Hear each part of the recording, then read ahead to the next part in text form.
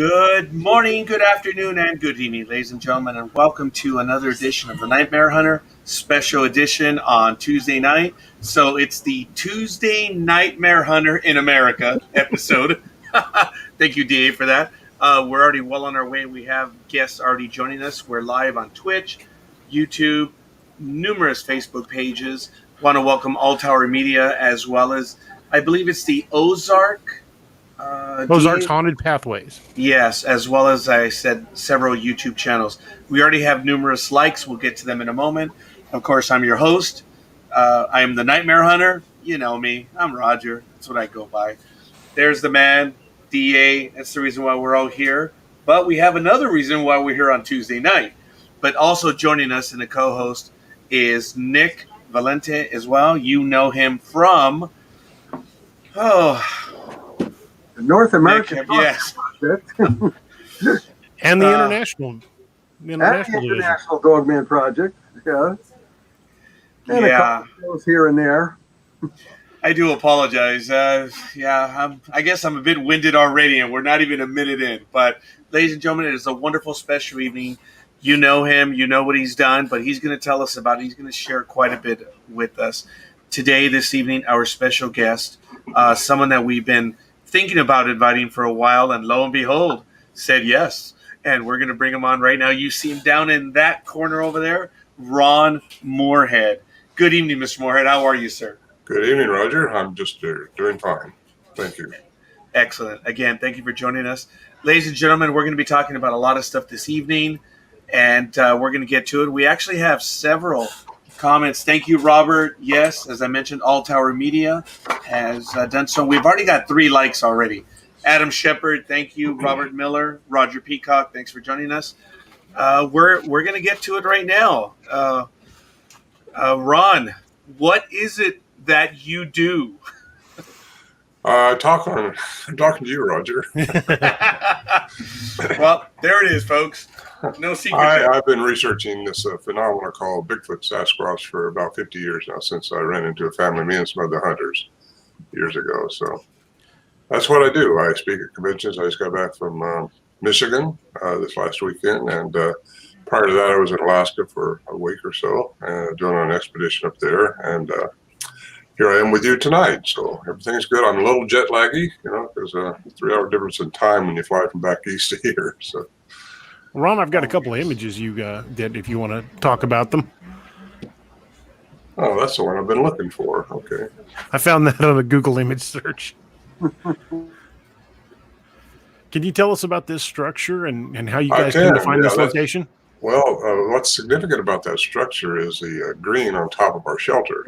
We just put that up there at this time, and this is 1974, I think. That's me when I was yesterday. That's the shelter itself, yeah. And what's significant is when we got there that evening. Well, there's a whole story about this that I could get into, but yeah, we'd love to hear it. Oh, yes. Okay, buy my book. Absolutely. Oh, there it is. No, well, you did my book. It's in that book, really. But the whole story is we left the camp, the trailhead. Quickly trying to get up to our camp before it got dark on us, and it's quite a trip into the camp. It's 8,400 feet elevation, and we leave at 6,000 feet from the closest place you can drive to. We load up the horses and our supplies, and we take the supplies in with the mules, and we ran across about 100 yards, 200 yards up the trail. It's about 8 miles into the camp, by the way, and we ran across this track, which was right in the middle of the trail, which we already knew. We'd been dealing with these things since 1971, and they've been coming around our camp. And so anyway, that kind of was a good sign, because it was a fresh track. I was the only one on the trail. I mean, it was the first horse on the trail. No one else had been on the trail. Got into camp, and these things we know from the next morning from that brush you saw there too, that they had been to camp before we. So that kind of tells us that they knew who we were and where we were going. And that's very cognizant, really. So we actually found a big branch that had been twisted off the next morning and laid up on the top of the stuff that you see as green. But it wasn't green when we got there in that fall. That right there. Anyway, they had came into camp and started messing with us. We didn't see the branch till the next morning that was had been tore off, put up there. But it was a kind of a welcoming thing, I think. They started whooping and making their sounds just after it got dark. What was significant about this night, especially, not the night you're seeing right there, but the night later on that year, is that's the night I got to see one for the first time. And this is 1974. We've been dealing with it for 3 years. So anyway, that's how it kind of, that's the significance of that picture. There you go. How did the horses and mules react to their presence? Good question. Most people ask that. A lot of people do. They were tame. They were just at attention, like they were frozen. They would point their ears towards the sound and just sort of stand there, just frozen. Or if a bear came into camp, and we had that happen quite regularly, they would paw and stomp and everything else. But when these things were around, they just was not particularly seemed that interested. They weren't frightened, if that's what you mean. They weren't. Yeah, I assumed they would be. Yeah, a lot of people would, because that's what they think that would happen. But maybe these things have something about them that can connect with animals on a different level that we think. And perhaps that's called a quantum entanglement I get into in my second book, Quantum Bigfoot. But if they can entangle you, that would also account for the mind speaking that people account for and stuff like that. And really, we all have that ability. We just haven't worked it out, so we use it. We got ways to evolve. Well, you hear about telepathy. You know, a lot of people have that and are able to do it. We all have that ability, I think. We just have not cleaned up our pineal gland and connected it to our brain well enough over the years. So that's my opinion. And I think if we can get into that, it's a lot of fun to think about. Oh, absolutely. It's a fascinating subject. But I think it also gets into vibration. Everything, according to Nikola Tesla, everything is a frequency, vibration, energy. And if you're on the right vibration, and they can entangle you better, and I think that's why some people have more results and more contact with these things than others, because their vibration is in the right area of being. And you get to that through meditation, different ways to do it. But I kind of talk about that in my programs when I give them as the vibration frequency, how important that is in our life, and how I think these things kind of recognize that. And if you're at one with nature and at peace, and then I call it the alpha state of awareness, where you're not really talking like we're talking, analyzing things and doing that. You get into the alpha state, which is out of the beta state, which we're in now. And it's just before you go into the theta state of awareness, which is your sleep, where you get the lucid dreams, things like that. It's where Tesla got a lot of his answers, was that way. And but I think they're able to communicate with you better if your vibrational frequency is right and you're in that state of non-analytical. Because you can't make something happen with these things. They just it's kind of their terms and their time. And that's what I've discovered anyway. Because we never could make it happen. You just got to be there and be still. And if they want to deal with you, they'll deal with you.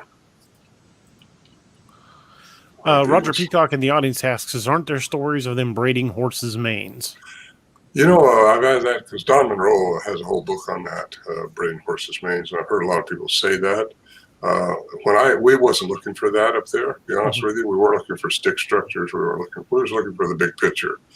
And really, we weren't Bigfoot researchers then. We were just people hunting. It was a hunting camp, and we weren't up there looking for Bigfoot to start off with. They just came around the camp, and so it kind of caught us off guard. We thought they were just an ape running around the woods that hadn't been identified yet, and we realized they weren't going to break in the shelter and eat us or carry us away in our sleeping bag or anything like that. So we kind of got on a rapport, we feel like, basis. And it's 1974, I was just mentioning. That's the first time they really started interacting with us, when we were outside the shelter. And that's when I got to see one when they were doing what they call the samurai cry, and that's recorded. I got when I heard them knocking and clicking on rocks, that's what they do rhythmically.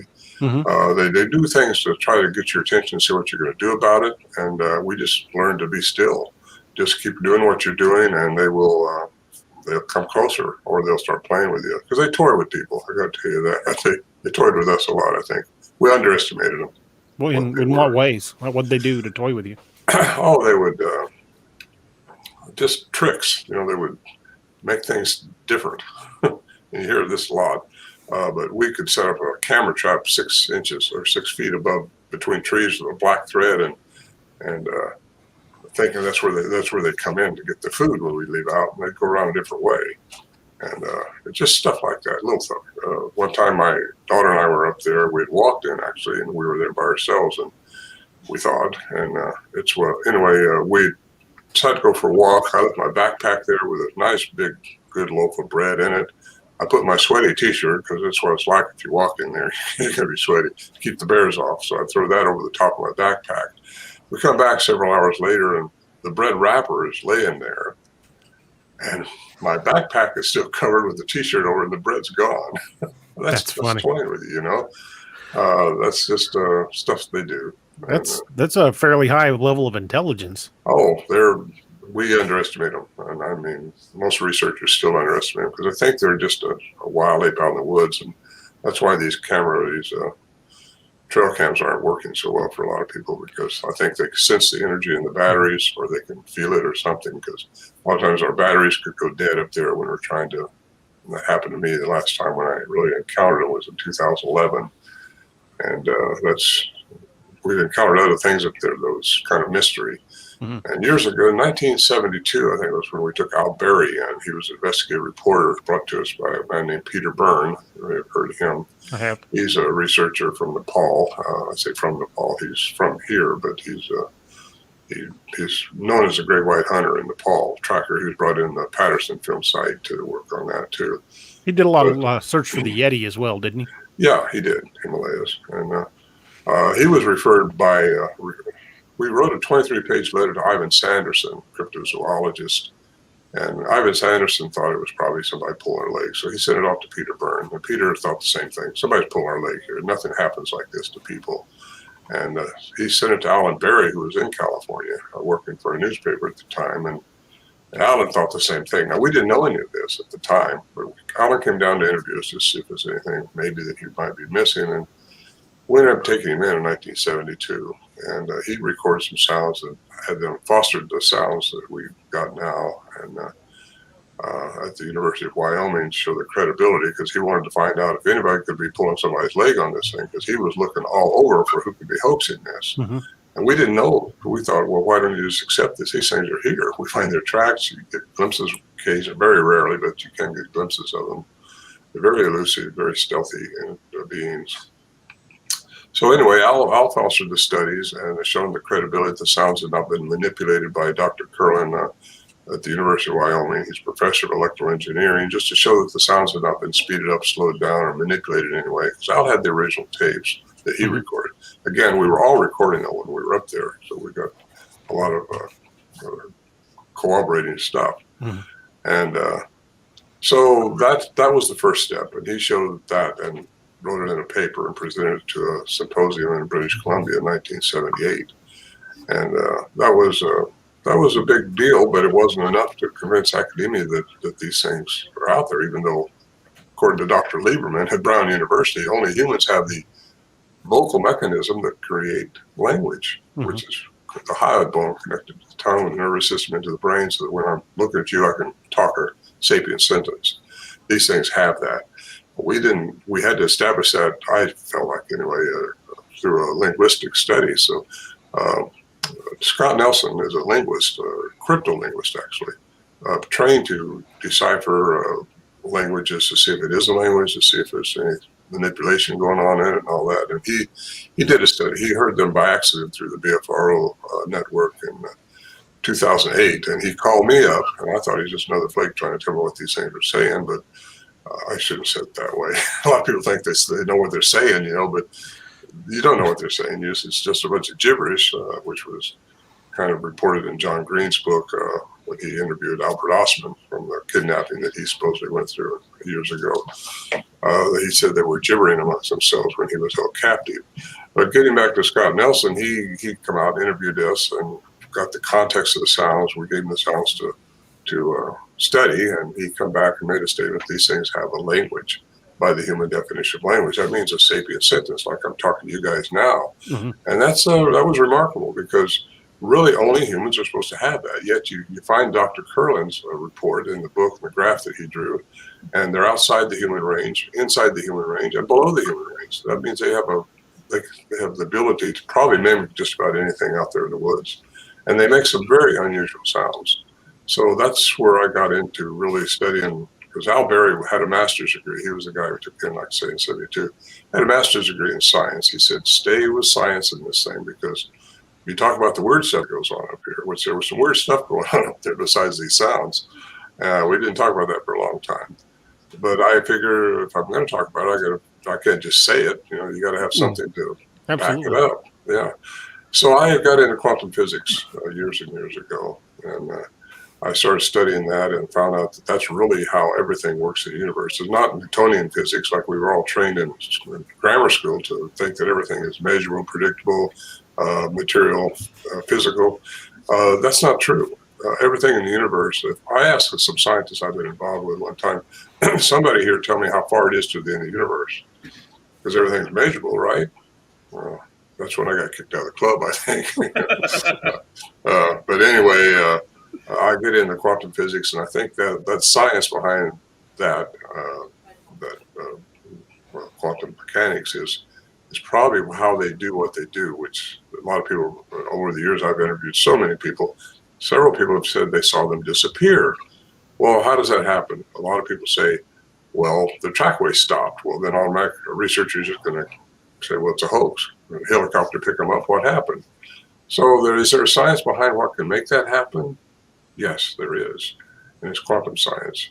And I encourage any researcher to really delve into that, because it's really going to answer a lot of things for you if you really are serious and have an open mind, because you can't really, it's kind of like nailing Jello to the wall. You can't hardly get a finger around quantum physics. Even Einstein couldn't, but he knew it existed, because we live in a three-dimensional environment.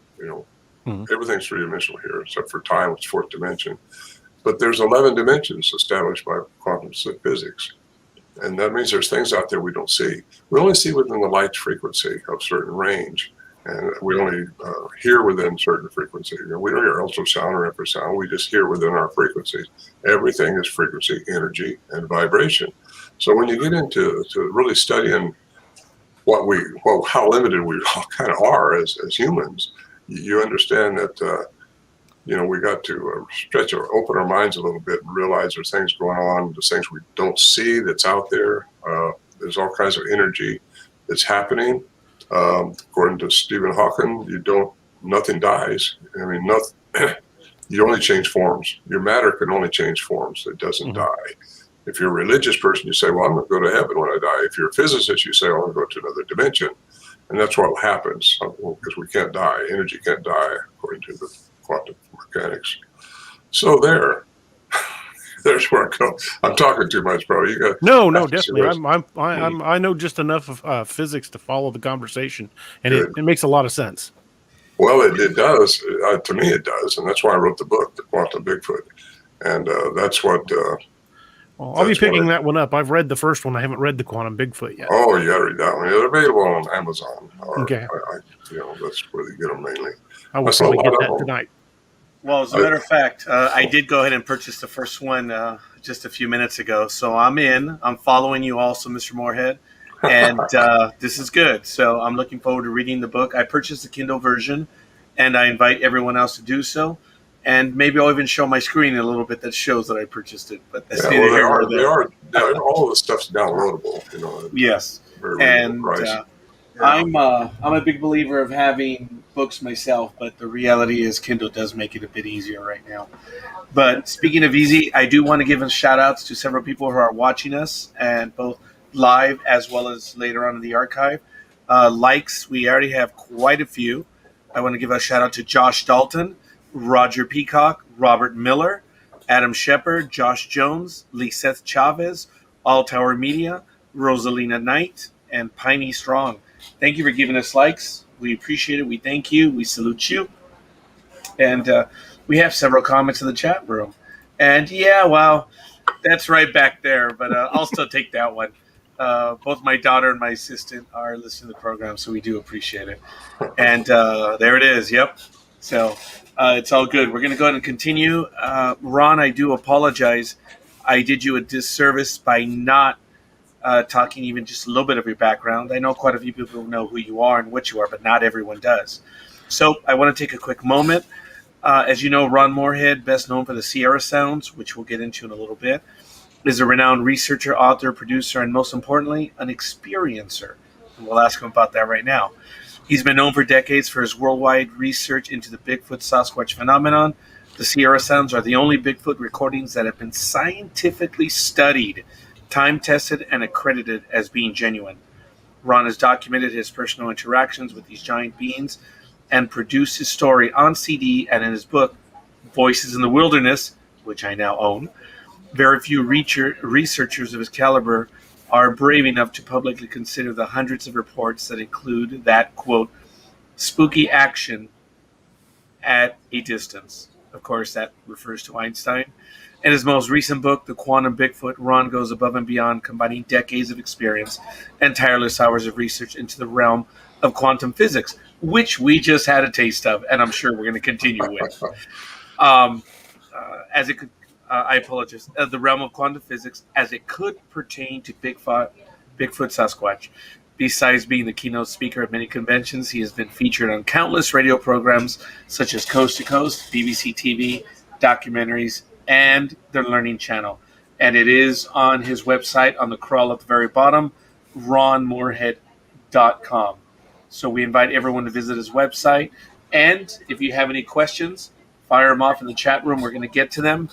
And this is great. Nick, jump in. Do you have any questions right now? Yeah, Ron, I have to say I agree with you in reference to quantum physics. As a cryptozoologist, I've taken 2 diploma courses out of Europe, of course, and I've studied quantum physics myself, and I actually use quantum physics as an argument against people who say to me, well, you believe in the Dogman and Sasquatch, that they exist, actually? And I say to them, do you know anything about quantum physics? And most of them say, yeah. And I bring up the 11 space and time dimensions that we have out there that the scientists have come across over the years. I also come across this. I also bring up to them the string theory. I say to them, you've never seen an atom, yet you believe an atom exists, an electron, a neutron.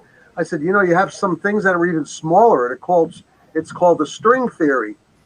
Oh, yeah, I know all about that. I said, well, you've never seen it. So, yes, quantum physics is something that any cryptozoologist worth their mettle should actually study. And I'll tell you, it is a heck of a subject to study. I've got several books on it. I have a course I was taking last year on it. Haven't finished it. But, yeah, it's very deep. And, I mean, people say, well, yeah, I believe there's a God, no matter what you call him, yet they haven't seen him. Same thing with a cryptid. I'm sorry. You haven't seen string in a string theory. You haven't seen God. You haven't seen an atom, but, you're telling me you believe it.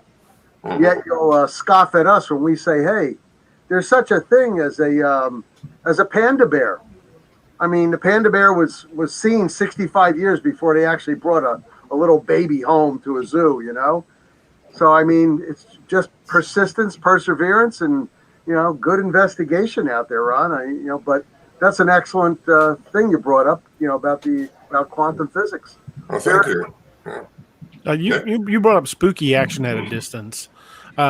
So would you say that if you're going out, say you're going out looking for Bigfoot, Sasquatch, if your intentions are bad, they will know that before you're even there? Vibration. They'll read your vibration, in my opinion.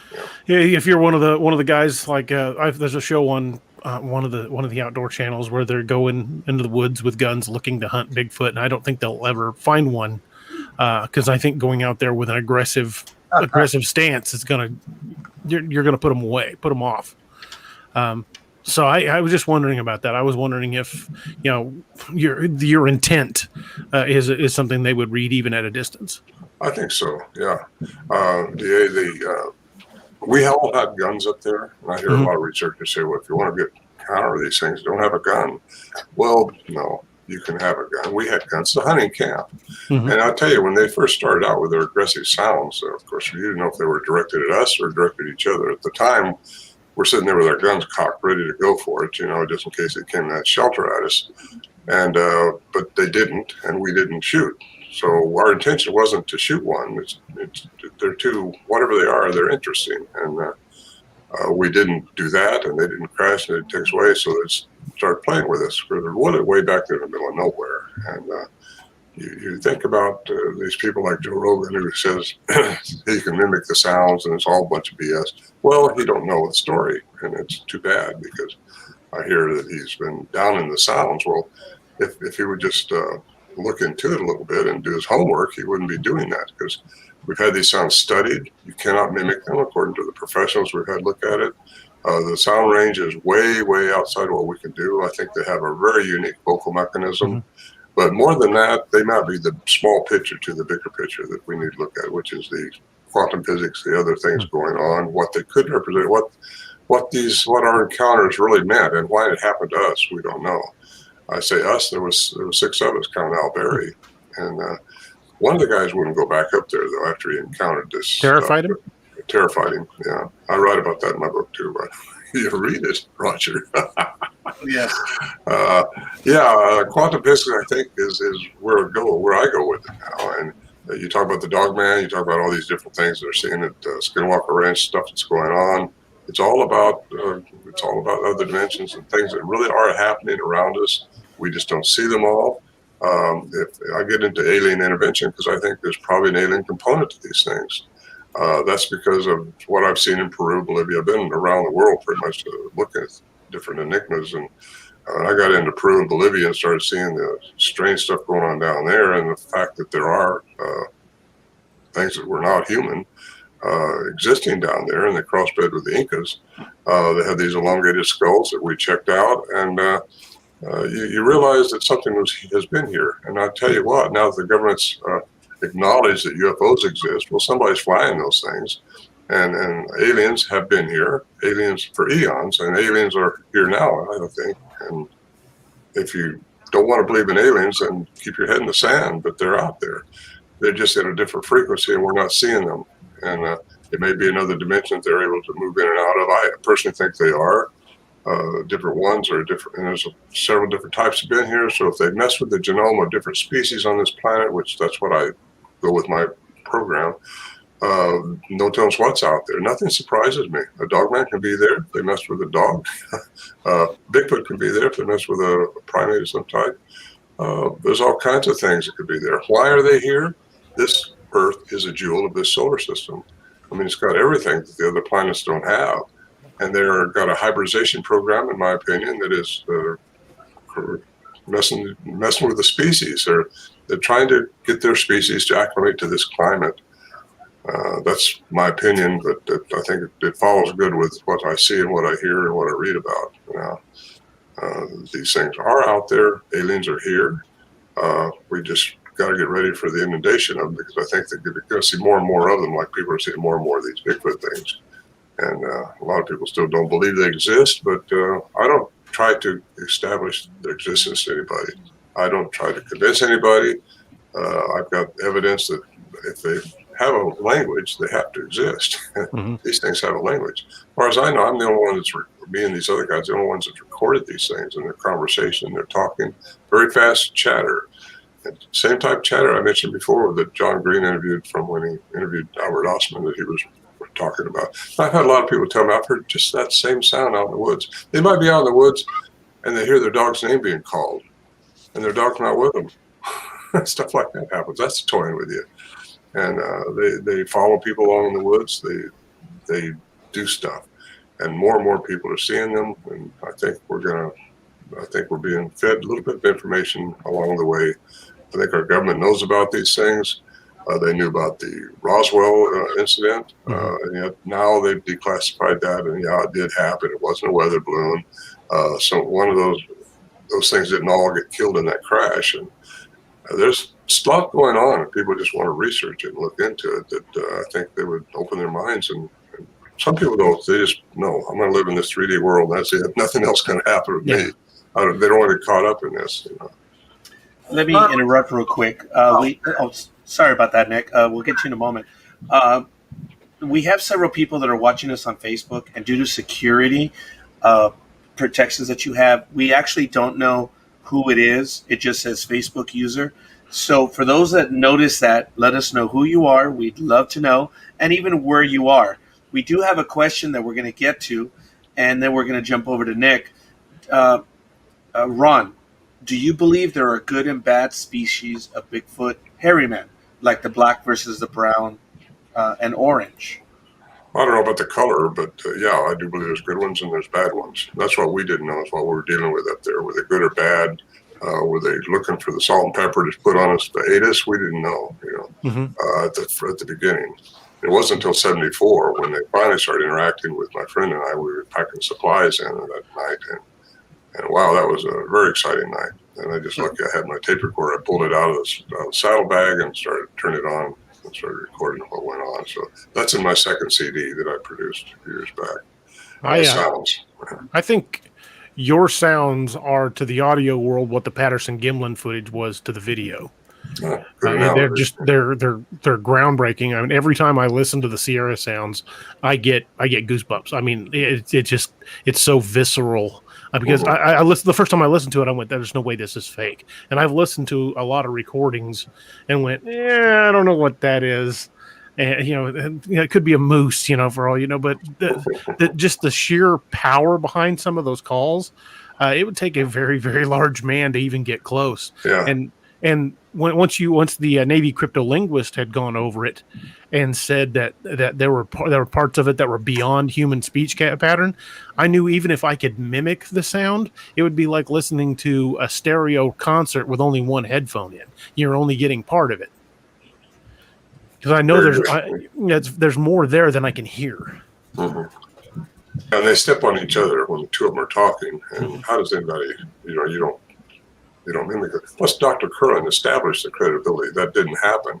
Mm-hmm. We've also had other sound specialists listen to them who are very credible. And they said the humans can't do that. They just can't reach those frequencies. They think Thunker, who is not, he's not somebody that you could really count on. I mean, I shouldn't say he did analysis on it. And what he came up with is they could do 5 octaves in one tone. And that's humanly impossible. The most a human can do, even throat singers, is 1 octave. I shouldn't say 3 octaves in one tone. So if that's the case, I speculate that maybe they have been given by their creator, whoever that was, the alien that messed with some gorilla, I don't know, but gave more than 2 vocal cords. Yeah. Nick, I interrupted you. I apologize. Oh, I was just going to mention to Ron, actually ask also. With Dogman, there's like 7 variants. Do you believe there's like variants of Sasquatch, Bigfoot? I'm close with several members of Canadian Algonquin Indians. One happens to be married to my cousin. I was able to speak with him at length and several of his people, some of their elders. One in particular is called a Gugway, and it's they call it the face eater. It's a very violent type of Sasquatch. You believe that there would be like variants? I do. I absolutely believe that. And the reason for that is because there's different type of aliens have been here they have different agendas. And we're screwing up the planet. Basically, we're setting off bombs, we're shooting each other, we're killing each other. We're really doing a bad deed for the universe. This planet's very important to the universe, I think. And here we are doing all that. I think we all have to raise our frequency. And maybe that's what this Bigfoot's all about, to show us. Of course, if some of them are bad, they have been known to do some pretty violent things, some of them. Yeah. But again, it's what the nuclear DNA represents. The mitochondrial DNA, a lot of Bigfoot anyway, will show human DNA in it. So the scientific community, the mainstream scientific community, kind of give it a thumbs down because they say, well, it has to be contaminated if that's what happened. Well, no, there's been 2 different studies now on DNA, and both of them say these came out human. They're totally unrelated to each other. The mitochondria, which is the maternal side, is human. And that means that they're a hybrid of some type. Either we're made from them or they're made from us or something like that. But there's human DNA in them. And that's interesting. Well, the second part I was going to ask you about, actually also give you some information. I had just completed about 2 months ago, a 6-month investigation into reports and encounters of Dogman and Sasquatch. And in those reports and encounters, 92% of the time there was a light before or a light after their encounter, or a light before and after. And I'm concluding by trying to think outside the box that there's some alien connection. So basically what you're saying is kind of proving what I was theorizing here. I believe that there is some sort of an alien connection, whether they're part of an alien race or they could be the pets of an alien race. They could be the soldiers that they put on the ground to see what's going on. I mean, what you just said actually coincides with what I. Well, it's energy. The orbs people are seeing is energy. And when I was up there last in 2000, not last, but in 2016, when I was up there, we were in this tent, and it had just gotten dark, and here comes this rod come floating by, rod of light. I estimate it's probably 3 or 4 foot long, glowing through the trees right by our tent, and we watched it until it went out for several seconds, or almost a minute probably. And I brought that up to. Nothing surprised. That did not surprise me because we've seen all kinds of things up there besides that. But David Paulides, who wrote the 411 series of books, he also did a filming of 411, The Missing, The Hunted. And I'm in that for about 15 minutes. And I took him up there in 2018, and they reproduced that light going across through the trees, right where I pointed my finger, and his videographer did a fantastic job of making that look right, just like it looked just like that when it was going by us, and it was well done. That's in the missing, the 411, The Missing Hunted, something like that. I've seen that. That's a good documentary. Yeah, he did a good job on it. I've never taken anybody up there like that to do that. I've had a lot of people wanting to go up there just because the story behind it, and they wanted to document it and all that. But I've really never allowed anybody to go up there, or of course nobody can just get there. You got to know where it's at to find it. But I know David quite well, and I believed him that he was going to do a good job and he wouldn't reveal the location, and he didn't. So even if you tell somebody where it's at, finding this another story, because they have to have the longitude and latitude, to really pinpoint it down. But anyway, I'm glad I took him up there, and I'm glad he documented it, because California was on fire at that time, and there was a lot of smoke, and nothing happened while he was there. But I told him don't expect something to happen, because you got all this equipment. It took 3 mule loads, something like that, to get everything in there to do this stuff. And what we was worried about is they had to come back and get us to take all that stuff out. Was the fire going to get us, or was they going to get us first? But anyway, that took place. I did get to fly over in a small plane sometime after that, just to see what kind of damage the mountain looked like where we were. And there was several acres right around our camp. The trees are still there. So I'm not sure what happened. Nobody's been there since then, I don't think, to assess it or to look at it. And unless I go back, or somebody that knows where it's at goes back, we won't know what kind of damage it might. It might have just underburned. According to my friend Joe Hauser, who owns the Montana Vortex, he said he's a wildlife biologist, so at times it'll just underburn, burn all the brush underneath, and keep going. Or maybe they put it out. They was fighting it pretty bad right there. So that would be a good documentary. Return to the Sierra Sounds. Oh, there you go. I would love to see it. I would love to be part of it, to be honest. Ron, a lot of people go out there that are actually, they call themselves professionals, trying to, locate Sasquatch, Bigfoot, get pictures, this, that, and the other. Do you believe that Sasquatch, besides being able to be the all-time hide-and-seek champion, do you believe they could manipulate the light spectrum in order to, be there 1 second and gone the next? Well, I think they manipulate themselves. I think that their energy somehow through frequency can change into their mass, I should say, their substance can change into energy, which we all are at the most minute level of our existence. We all are energy vibrating at a frequency. And if they can manipulate their energy, their matter into energy, that's when you see the orb.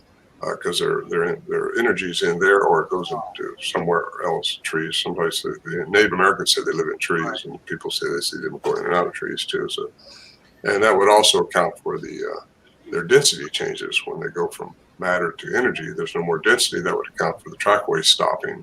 And I used to write people off when they tell me that stuff, like a lot of researchers still do. But there is something that accounts for that, and it's the density. If there's no density to them, they're not going to leave a track anymore. It happened to me. My daughter had a sighting up there, not at the camp, but just outside the camp somewhere, and where we was camping. I tried to get up there with Scott Nelson. I had a cracked rib and some other things went on with the horses. But anyway, got back down, and that morning she saw one, and we found this trackway. And all of a sudden the tracks just stopped.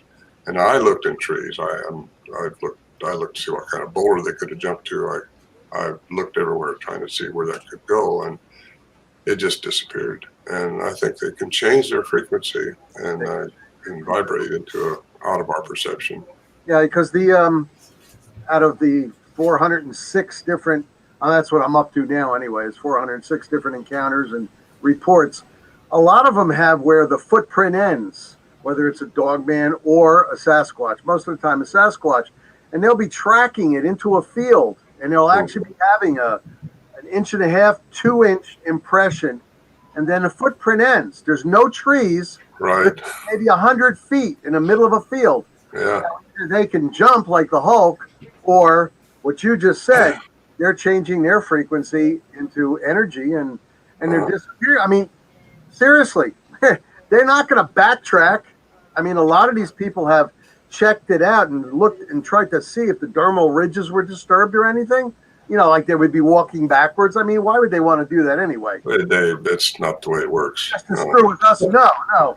I mean, they're in the middle of a field and poof, that's it. It's gone. Yeah. Well, I tell you, I forgot about this till Bill brought it up to my buddy, my packing buddy, when we were the ones with the horses, mules, pack supplies in and out. And he said, remember that ones we found the snow, where snow up there, and they just stopped. And they looked, I don't really remember this so much, but I took a picture of it, I guess, because I got a picture. But they looked to see if it could have backed its way out of the snow, but it didn't go any further. And it was a little small 9-inch track beside it, like there's two of them. And of course, we know they have families, and when they have babies in the three-dimensional environment they're in, they raise that baby in that environment, so it can learn how to deal with this. But it's a while before they can get the kid to know how to get out of this dimension. That's my thinking. All this is just my thinking, but to me it makes sense. That's why I talk about it. I've been doing it for 50 years now, and it's the only thing that leads to the dots and puts the dots together for a reasonable picture. But you got to open your mind, get into quantum physics, I think, and it's not that hard, really, to get a basic knowledge of how physics works and the dimensions that have been established mathematically by our physicists, and it's just, I asked the head physicist one time of a large university what he thought about quantum physics, and as far as he's looked at me and said, nothing's real. He's like, yeah. we make up our reality, as we go through this linear time. You get into quantum physics, time don't exist like this, and that's a weird thing. It's hard for people to get their head around that. You just have to conceive it, because you can't understand it. But you have to concede that there is no end to the universe. If yet you got these people who go to church on Sunday and they pray to God, but they can't grasp something like quantum physics yet. I think that's how Christ did his miracles in the ancient days, through the laws of quantum physics. And that takes a lot of people out of church and out of the environment they should be learning in, because they don't agree with a lot of the things these churches have to say about this stuff. And I don't down churches, don't get me wrong here. I'm not religious myself, but we're all spiritual whether we like it or not. But our form changes someday. I have a question, if you don't mind. I've read a lot and been studying. I have a back injury. I've been studying Kundalini yoga because of the energy flow and how it can be used to not only for self-healing, but for channeling your energy to help reduce pain, which was my original intention. But since that is a manipulation of energy, do you think that might affect how you interact with them? Yeah. I mean, that's all I can say is energy is everything. So what we all are made of. Mm-hmm. It just vibrates, and you got to get to that frequency, and you can actually change it if you can match the frequency. Yeah. And that's what you can do. That's how people get healed, if you want to call it that. I don't believe in miracles. I think it's just the way you learn how to work with frequency and vibration. And that changes. Yeah. When the surgeon told me there was nothing they could do, I started looking at other options. So Yeah. I'm not one to give up easily. Uh-huh. Well, good, because even what is it? Nothing's real till it's observed. That's what it was. And how does that make sense? Kind of like how the Western science didn't believe in the mountain gorilla until somebody hauled one in, despite all the native lore on them. They didn't believe it until somebody dragged a body in, which is unfortunate, but it was the way it went. Right. Next. Sean Bussard had a question. He said, so could a Missouri Bigfoot adapt to a colder place? I know there are different kinds of Bigfoots, just curious. Well, I don't know. I mean, I don't know why they couldn't. It depends on, there's been tracks in the snow. There's been tracks now. We've found evidence that they come down out of the mountains, or at least we think they do, because of the sightings that's been in the foothills. And I've talked to so many people that's seen them like that. They can also mess with you at your home. Now, how does that make sense? I lived over 100 miles away from where our camp is, where we drive to the camp, or drive to the spot where we go to the camp. They were able to locate you? Well, yeah. It's like they know you. They can couple with you, and they can follow you home, beat on your house. They can throw things. I tell you, me and my friend Bill and Lewis Johnson were up there, the three of us one time, and we was hearing this clicking noise that I refer to as a castanet type sound, rhythmically out by our stove. We're inside the shelter in our sleeping bags, and we heard the clicking noise. All of a sudden, it started getting closer to our camp, closer and closer. First thing you know, we're at the door closed. I say door, it's a log between two big trees in a V shape. And all of a sudden, that sound was inside the shelter. And we turned on the light right quick because what is this? No source. It stopped right then. So we just turned the light on and stopped. Turn the light off, starts clicking again. Well, that was weird. You just sort of put it up on the shelf with all the other weird stuff going on. So, however, you get back to my house, I'm out irrigating my field. I have some property down there in the valley. And I hear this clicking noise around me. I'm by myself. Same clicking noise I heard at the camp. And I look around, what's going on? Where is that? What is it? Never saw the source of it. Yet you hear that clicking noise. Well, I asked Bill, probably a year or two later, Bill, did you ever have anything happen up there that seemed weird that happened to you down the house where you live? Because he lived a few miles away from where I did in the valley. He said, yeah, that clicking noise? He said, I had that happen to me out there at my house. And a lot of people have reported things happening at their house. It's like, if they can turn into energy, they can come down and be anywhere they are. Because we're all one consciousness when you get into this. We're all one unit. And that's why, we're all one. We're supposed to be one. We think we're separate people, but our minds and our consciousness is all one. Mm-hmm. And if you can get into that and understand that, we separate ourselves from that. But if we can get back into trying to get our vibrational frequency high enough, you can tune into some of that stuff better. And I think they couple with you like that. They can do that. I've had a lot of people ask me, have you ever had anything happen to your house? Because they have their house beat on. I lived on the ranch, and here's this wham, bam. You go to the door, who's there? Nobody's around. Well, who's doing that stuff? What's doing that stuff? I believe in ghosts because I think they have died or passed on. Nothing dies, it just passes on. They've passed on to the fourth dimension of time, I think, and they haven't got their vibrational frequency high enough to go into the fifth dimension where I think probably these things are. That's just my opinion there, but maybe they've chosen to stay in the fourth dimension because they didn't respond to everything properly in this lifetime. And you got to do that in order to raise your frequency. You got to respond to things better in this life. And we do that through compassion. And if you don't have that in your life, you're not going to raise your frequency. If you start getting pissed off at everything and flipping people off when they stay too long at the stoplight or something, that's not helping you. And if you want to help yourself, and if you don't do things right, you're bound to repeat it or sort of get the opportunity to repeat it. And that's where I go with this too, because I think everything's got to balance out somehow. And you see some of these people that come in. I'm sorry, I'm talking too much here. No, you're fine, sir. That's right. Go ahead. I just thought you were going to stop. No, go ahead, sir. You are our guest. No, I stopped. That's okay. Go ahead. Ask me a question. Nick, has anybody ever told you look like Humphrey Bogart? Yeah, he does. Damn, no. Yeah, actually, he does. I'm the first, huh? Maybe before he was smoking and drinking so much. Oh. Just very quickly before I ask my question, I do want to give some more shout outs. Several people are listening. Wesley O-Ring, Tony Kanopka, Jacob Hayes, Sergio Lomelli. Thank you for joining us. If you have questions, please fire them off in the chat room. Ron, just a moment ago, you mentioned it, or at least I believe you mentioned something that I wanted to ask you about earlier, that you said when you were talking about planet Earth and it being the jewel, and that we needed to raise our frequency. Two things. Were you referring to humanity, us? And if so, what exactly did you mean by it?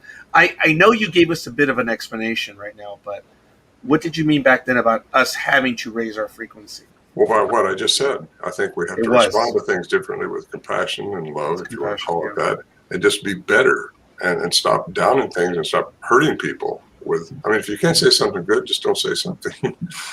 Stop the wars going on. Stop destroying the planet. Get the whole Earth. Earth has a vibrational frequency too, and it lowers at night. By the way, I thought just off the subject a little bit, but if your vibration can change and get into better, and if you can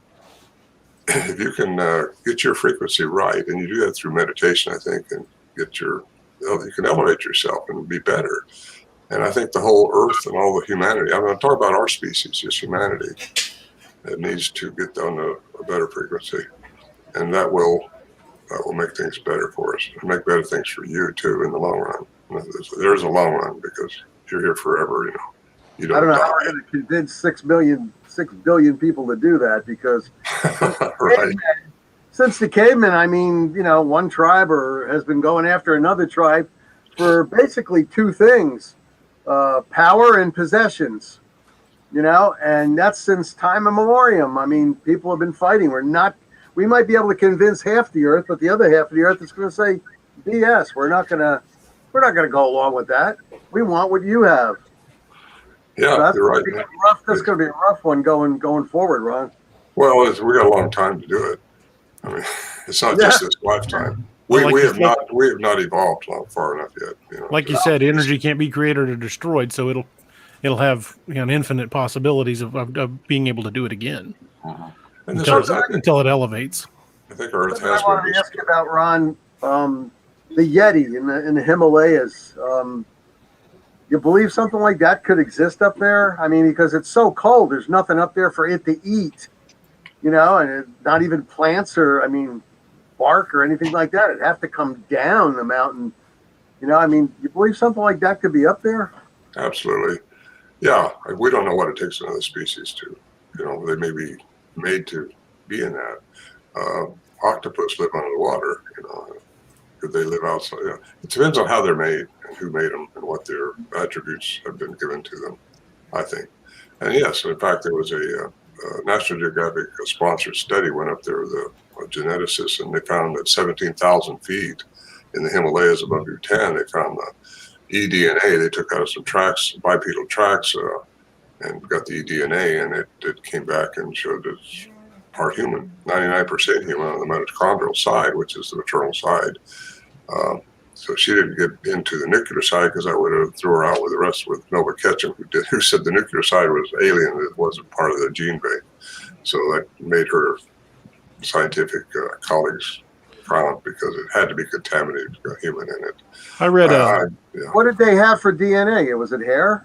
eDNA out of the track. Environmental DNA. Oh, environmental DNA. Okay, Yeah. I didn't see that. I'm sorry, I should have mentioned that. No, I just. I've seen a lot of documentaries about the Himalayas and the Yeti, and a lot of the theory is that they don't live up on the mountainside. They traverse the mountainsides, going from remote valley to remote valley where there's dense populations of wildlife and plant. Yeah, could be. Well, we don't know. Mm-hmm. Peter Byrne, who I know quite well, has been in the Himalayas a lot looking for the Yeti, and he's the one who supposedly got a finger out of one. What these Sherpas had been holding onto a hand. They said it was from the Yeti. Yeah. And where that finger is, we don't know. Supposedly, Stewart took it out, him and his wife, when they were over there, because he was a friend of Jimmy Stewart's. Mhm. And, Yeah, that's right. yeah. The monks had that, and I'm surprised since they shut it down, not letting anybody look at it anymore because they felt like everybody wanted to take it. That was the feeling that they were getting. Sometime after that, after Peter had taken the finger, he replaced it with a human finger. So when they went over there to study it, they found the human finger. So okay, it's a fake. Well, You literally gave him the finger. I'm going to tell you, that wasn't too nice. Substituting that like that. That's. Well, you know how they smuggled it out of Nepal was through Jimmy Stewart's wife's lingerie. Yeah. Because they don't search stuff like that in those days over there. Against the rules. Anyways, fun story. Oh yeah. That was in the 50s, and I spent a lot of time with Peter. In fact, I went all the way across Nepal with Peter for several days. I was over there for a month, and it was a fun trip, very enlightening. Some people that have examined the Sierra sounds say that the samurai chatter, as they refer to it, sounds almost Proto-Asian. Mm-hmm. Yeah, it does. And but again, it's got the peaks and valleys that are beyond human capability. But every time I've listened to that, I feel like just like at the faint edge of understanding, like you can almost taste it, but it's just too far away. And so what I really find fascinating about that is because every time I hear it, it's like it's just beyond reach. Like you almost got an understanding of it, but you can't quite dial it in. And it's really an amazing sound. The good news about that whole sound is I got to see what made the sound. Could you describe it for us? No. I'll tell you what I saw, but I can't give you the details. It was getting dark, but it was still moonlight. 8,400 feet in the Sierra Nevada mountains. It's almost read a paper when there's a moon out. And this thing just comes shooting down and coming down through the ridge where we think there was a mother and an adolescent down there, because we could hear them chattering. I got that recorded. And it's just, that was a big eye-opener, because there's a saying that says if you can't see what made the sound, you don't know what made the sound. And I got to see it that night, and I just seen this thing almost like floating through the trees. It's just amazing how that thing moved fast, too, very fast. And it's just a fantastic evening that night was. We interacted with them for about an hour. I was trying to mimic them, and they were calling back at me, and I don't know what they were saying, but whatever it was, I wish I knew, because I think they were asking me a question. Yes, right. Oh, so that's what I was going to ask. Was it friendly? Because DA and I have talked about recently that there were these other individuals some time ago. I don't know where it is on YouTube, but they took out some awesome. I've since not been able to find the video. I can't find it. Yeah, and you may be familiar with it, Mr. Morehead, but these kids went out on a hillside up there in the Cascades, and they decided to blast what they thought was the Sasquatch sound. And they played it, decibels, I don't know, 20, 30, 40, whatever it was. They played it again, and I believe it was at the end, I don't remember, but it was on the second or third. I think it was on the third. They played it. It responded, and it responded very close. Yeah, and it didn't sound respond happy. nicely. It did not sound It sounded very angry. I don't encourage people to play these sounds. Because we don't know what they're saying. We just know it's a language by the human definition of language. Which means the morphine shared words, by the way, to make a constant sentence. Yeah. And you don't know what they're saying. They might be looking for a mate. I've heard another guy, he blasted earth sounds, and he saw this thing charge at him. And that'll scare you. Yeah. Because you don't know what they represent. Someone might be very angry. They might have been, who knows? I mean, we don't know what they're saying. I wish I knew. That's been my question for 50 years now, almost. That's why when I go out, I don't call blast. I don't beat on trees. I don't make whooping noises. I just listen and observe. Mm-hmm. Good. That's how it happens. Thank God you don't pee in the bushes like your friend. Oh, yeah. DA, would you please share with Mr. Morehead what you and your buddy did not too long ago? Those two guys, crazy. I'm a fiction writer. I write mostly horror, I do use a lot of cryptids in the for the horror aspect, but I'm a serious researcher. I'm a firm believer in the existence of Bigfoot creatures like that. But I write fiction. I write horror because that's what I've always liked. She said she saw that video. Awesome. Yes. So I thought I was losing my mind since I couldn't find it. Same thing here. Maybe she knows. And Marie, if you could help us out, if you know any of it, we've been trying to find it. But I apologize, DA. Go ahead. There is an old campground about 40 miles from where I live called the Joe Bald Recreation Area. And the Army Corps of Engineers shut it down a little over 20 years ago. Why did they shut it down, DA, by the way? Well, everything that I've been able to dig up on why it was shut down and why attempts to reopen it have all been, forcibly said no by the Army Corps of Engineers, as a number of people went missing there. As many as 8 that I've been able to verify. Although I can find where they went missing, but then all trails vanish. No reports. No one that was that works for those departments will talk about it. Just gone. So the park is shut down. Well, you can still get into it, but they there's the lake access down there, but they want everybody out by nightfall, and they'll come in and run people out. Well, being the idiot that I am, I talked to a friend of mine and his wife to go with me and my wife down there to film a promo video for a book I was writing called The Lakeview Man. And we went down there. It was fairly late, maybe 9, 10 o'clock at night, good and dark. And this was probably 18 months ago. So we go in there and we just shoot a short video where I'm talking about locations for the book. We're not down there looking for anything. We didn't go out looking for Bigfoot or anything. We just went down there to shoot a brief promo video for a coming book. And right before we went out to shoot the video, Steve's like, before we start shooting, I gotta go to the bathroom. So he stepped over in the bushes, did what nature does, and then he came back over and we shot the video. We didn't think anything of it at the time. We didn't hear anything. Nothing seemed out of place. We got done shooting the video. We jumped in the van and went into Branson and ate some dinner. However, I uploaded the video to my YouTube channel, and then I was talking about the video because of the book, The Lakeview Man, on one of the first episodes of this show. And we showed the video.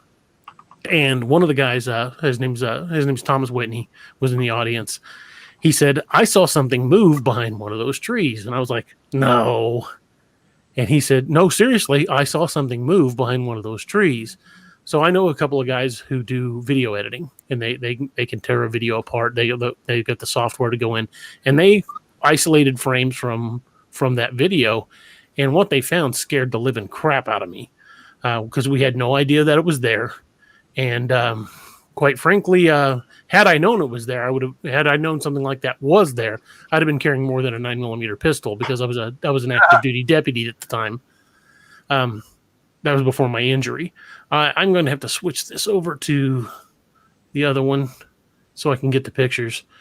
I'll show you the first image is the area where we highlight it, and you can see it there's a concrete bridge right there.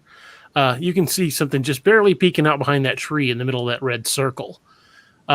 And this area is extremely overgrown. Like I said, it used to be a campground. There's still remnants of camps in the middle of this where broken concrete picnic tables and places where people used to be able to pull in and park, but it's all like severely overgrown.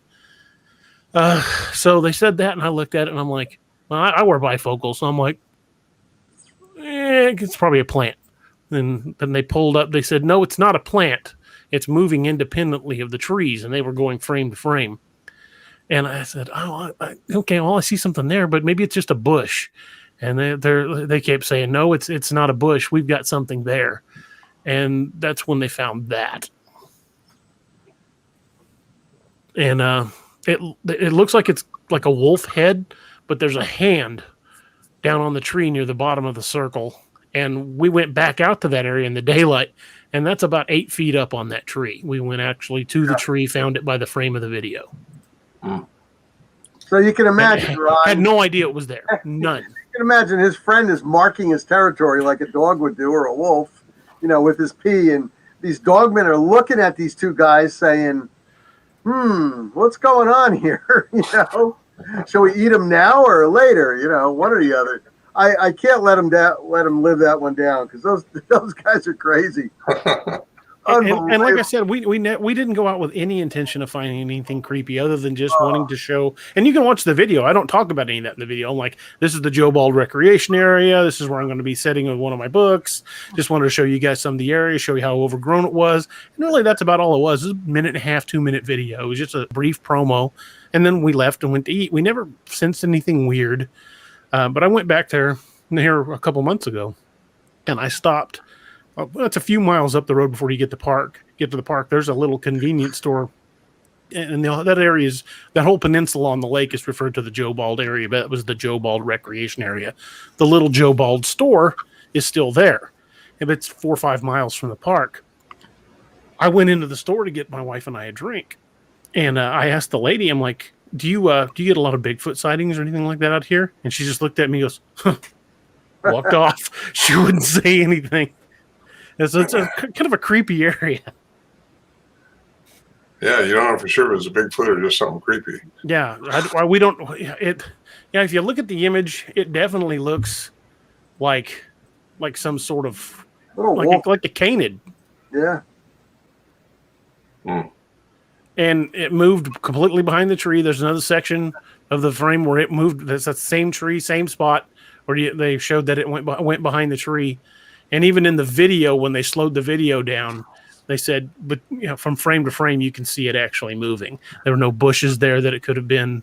It was something that leaned out from behind the tree, looked, and then when the flashlight started to pan back, it faded right back behind the tree. I mean, my current favorite author could have been a 911 statistic. It's like, my God. I don't think any of these things are supposed to interfere with us. Mm-hmm. We're the species on this planet that's been given dominion on this planet. We've been the ones on this planet, and I think we have to go through our karma, I guess you want to call it, and respond to things in our own way to see how it turns out. And I don't think they're supposed to mess with that, even though they do sometimes, because there are good ones and bad ones. I would say that. I firmly believe that. I think the government knows about these things too, and I think they even have a program going on to create a super warrior like Hitler did and Stalin did. They were trying to create a super warrior by sort of manipulation of the crossbreeding, but I think the government geneticists that I've heard about has messed with the DNA of primates, trying to make them a super warrior. And I've heard about some of these reports up in Alaska more than once for several years. We know Stalin tried it. Yeah. Now that's a matter of historical record. He tried to breed a super race of soldiers by having volunteer females artificially inseminated with gorilla DNA, essentially. Yeah, well, some of these in Alaska are supposedly 12, 15 feet tall. They're huge. But if they create them so that their pituitary gland doesn't stop, like our pituitary gland stops when we get a certain height. These things may not, and some of them. And if they get out of this dimension, then time won't exist as we know it. So, well, the ones in Alaska seem to be a lot more aggressive. Well, there you are. Yeah. Take the example of Port Chatham, Alaska, the town that they abandoned because of attacks. Yeah, I'm very familiar with that. Crazy. I just came out of Alaska, so I want to go up there. I would like to go to the old Port Chatham site. I'd like to just check it out. Mr. Morehead, were you able to visit Port Chatham? Yeah, I'd like to talk about it, but I guess the Travel Channel is doing something on that you guys are going to want to watch for. Oh, I will definitely be watching if you're. Oh, fair enough. Yes, I'm supposed to be in it. Yeah. So you got an NDA. Can't really say too much about it. I can't. Right. Yeah. Okay. Well, we won't pry for that, but just the fact that it's coming out. It'll be good. It's high budgeted, very well documented, very well done. I think. And, you have my email. If you would, please let me know when it's coming out, because that's something I really want to see. I think you'll probably know when it comes out. Okay. It's one of those things that I think it's well. I can't talk about it, but anyway. I want to. Forgive me a moment. I was going to ask Mr. Morehead, politely, maybe we can unofficially pin you down for a follow-up after that episode, and maybe we'll be able to talk about it then. Well, So they're we'll going see. back in June. I'm sorry, I shouldn't even say that. No, it's all good. I'm not trying to pull anything out. I'm just saying that once the episode airs, maybe we could have you talk about it. Oh, I love it. Yeah. That would be great. So, assuming I'm in it, you never know about these things, but they guarantee but you'll me that still be able to talk about it. as much money as they spend on me, there I go again. Can't talk about it. Oh, I apologize. Yes, DA, go ahead. Cannot get him in trouble. We want him back. Definitely. Yeah, we would definitely love to have you back once that's out. And I am super excited. I actually would like to do one of my books set in the old Port Chatham area. I'm going to be doing a lot more research into that area in the coming months. History of that place is phenomenal. I mean, what went on there? If you've got any sources that aren't common, if you wouldn't mind, linking me to some of those sources, I would very much appreciate it. Because about the history of Port Chatham. Oh, just Google it. That's what I did before I went. Okay. I've read quite a bit about it now, but I'm going to be reading a hell of a lot more. One of my series is of course, it's like I said, it's fiction.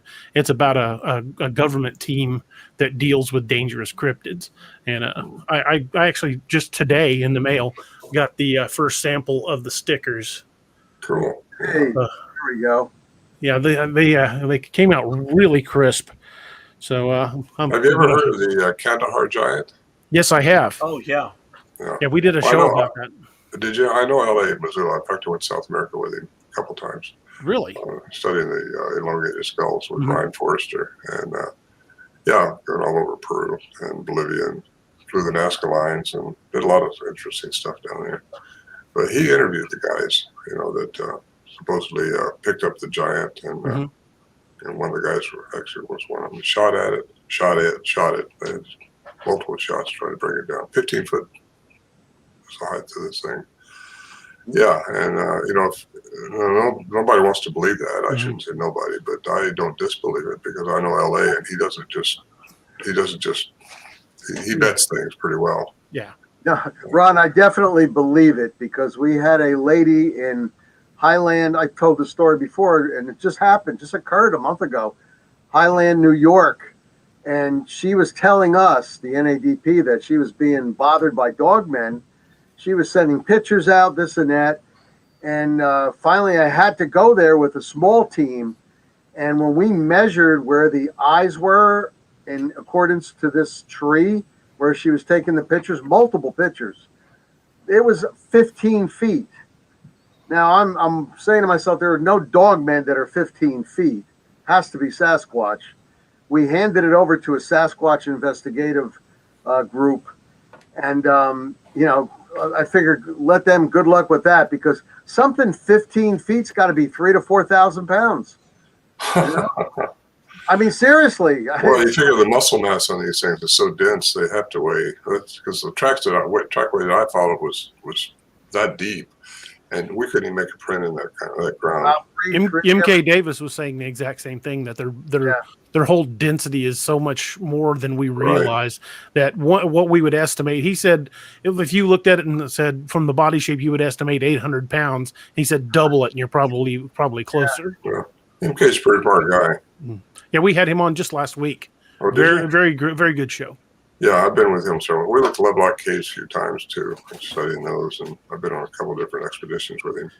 Could you tell us a little bit more about the large skeletons found down in Peru that still had lingering red hair on them? Yeah, I took pictures of them. Actually held one. Really? Really? If you can send me one of those pictures in Facebook Messenger, I can put it up on the air. Yeah, I can do that. Okay. They have a single parietal. We have two parietal bones, one on each side of the sagittal suture going down the middle of our skull. That's what humans have. These don't have that. They got a single parietal, elongated, naturally elongated. The Incas, I think, were mimicking that when they cradle boarded their royalty. The sagittal crest.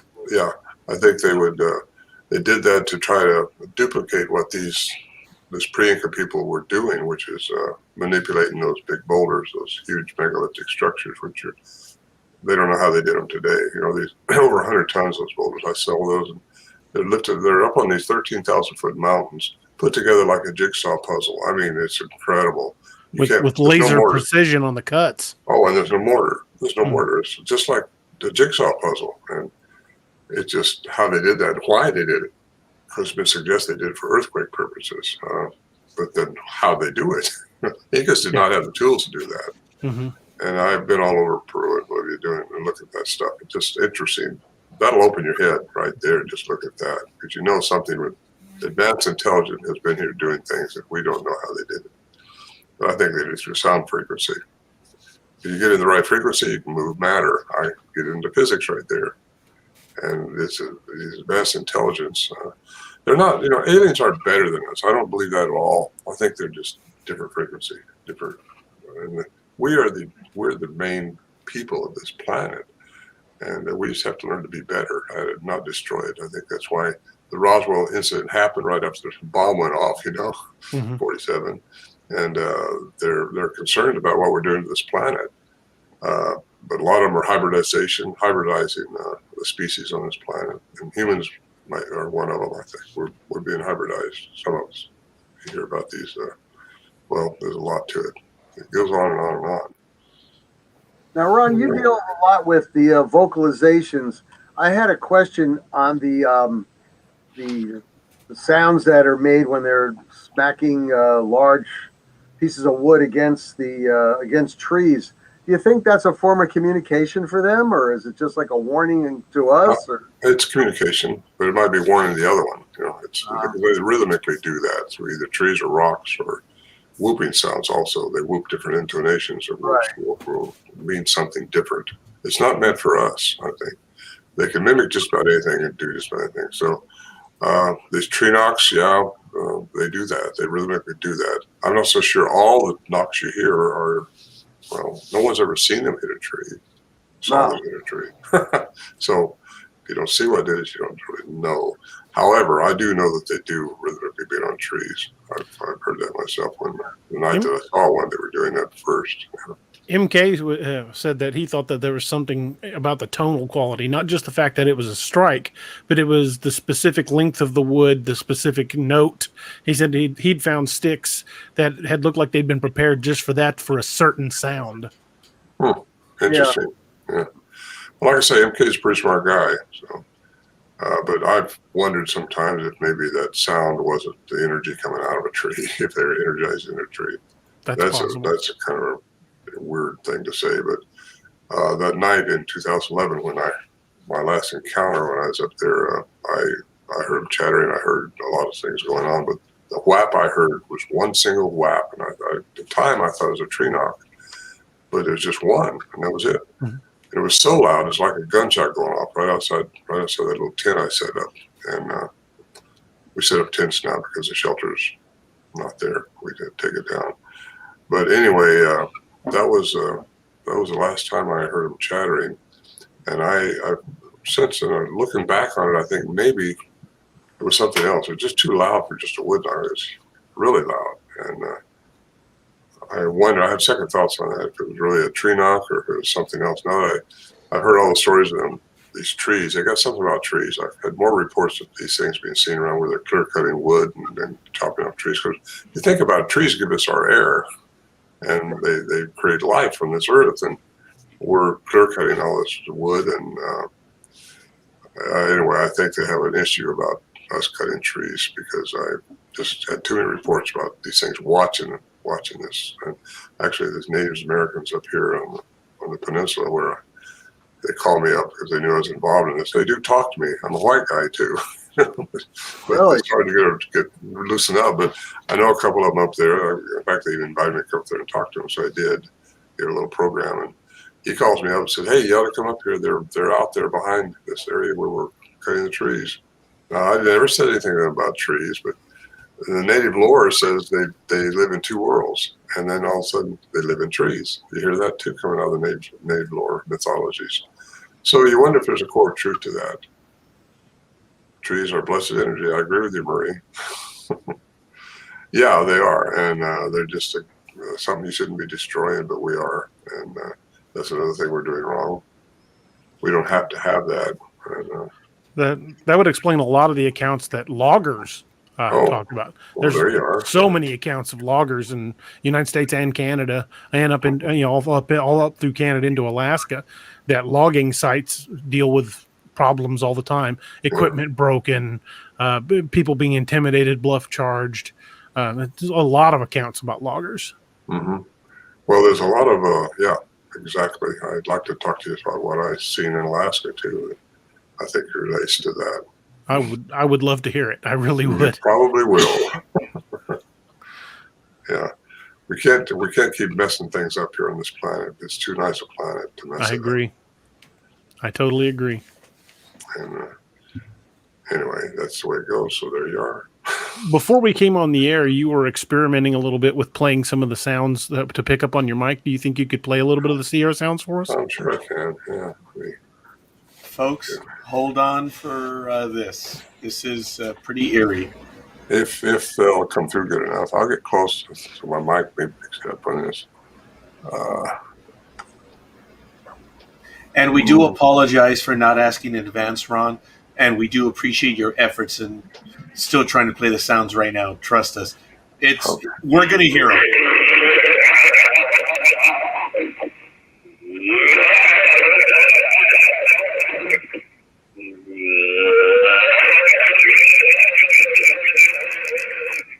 I got to tell you, that's not language. That's aggressive, and that's a chest beating, we think. And that was one of the first sounds we started recording up there. A very antagonistic sounding.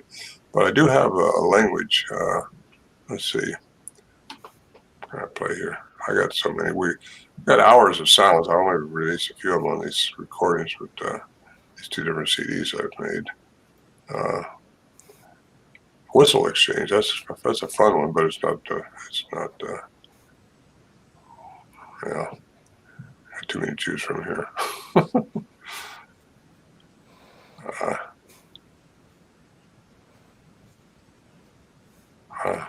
I would love to have a copy of some of those audio files. That would be amazing.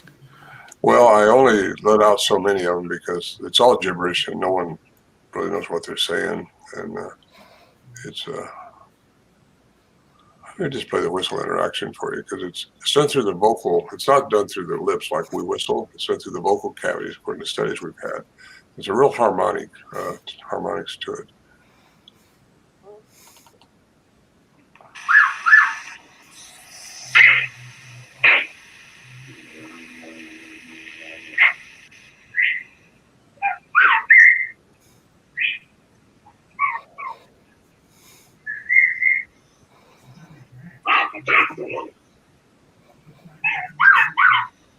Now that's a one. I got a string going on out here. Something just killed my dog. Something killed your dog? I'm sorry. My dog went flying through the air over the tree. I don't know how it did it. I've heard that 911 call. Yeah, that's on my second CD. I put that on there. It's not related to our sounds of the Sierras, but I interviewed this guy here, and I just thought it was too good to not put on there somewhere. So it's been plagiarized a lot.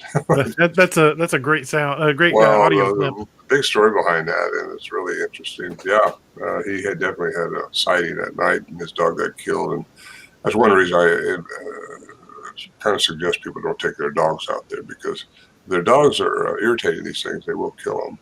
Otherwise, your dog will just come and cower out. He'll cower in behind you or under a couch or something, or under a tent or wherever he can get. My dog does that on the best of days. He's hiding under cracks. I don't think he's going to act aggressive around a Bigfoot. He's going to get under my chair. This guy had two smaller dogs that would run out and was always messing around, but they come in and cower down. His big German Shepherd, who was older, went out there barking, which he says never happens.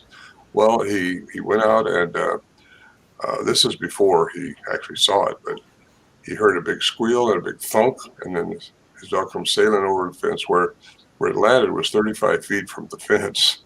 Wow. And something with some kind of strength had to do that. I looked around to see if the horses could have kicked it, anything like nothing counted for what happened. And it was 2 weeks later when he got his lights went on outside of his garage. He had these windows at his garage door. He seen this thing standing out there. And that's when he called, and that's what you hear on the 911s when he was, because we got the tapes from the sheriff's department, and I put them together, edited them a little bit, got the typing out and all that stuff. Interesting account, but a lot of people like that. So I got on my second CD. I have to play some more sounds when I don't know how much time we got. Much as you need, sir. We only got an hour, don't you? So, oh no, sir. We can go as long as we need to. Oh, okay. Well, I got to eat dinner sometime tonight. Whenever you're ready, we're good. I mean, we'll go as long as you want to go. Yeah, we're on your time, sir. Really? Oh yeah. Where are you guys anyway? All over the place. I'm out here in Southern California. DA is out in Springfield, Missouri, and Nick, I believe, on the East Coast, either New York or New Jersey. New Jersey. New Jersey. Jersey, yeah. New Jersey. Yeah. You guys are spread out. Well, I'm in Washington State, so I'm on the same time as you, Roger. Yes. But it is about that time. Yes, you're right, sir.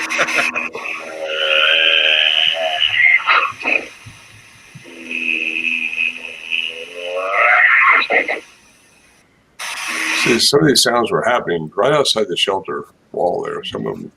Oh. I could lay there with my headset on. I had microphones sticking out each side of the shelter, and I could hear this thing like a two-legged elephant just walking around our shelter. And I had some really, really good recordings to burn up my house fire. And I'm glad that they would get these. Some of these are from Al Berry, and I sent the ones that happened in 1974 when I was interacting with him. I sent a copy of that off to Al Berry, and luckily after my house burned down, he sent it back to me so I could make the second CD on the interaction, because you get the whooping sounds and the pounding sounds and the clacking sounds, and my interaction with them when I was yelling out at them, they were yelling back.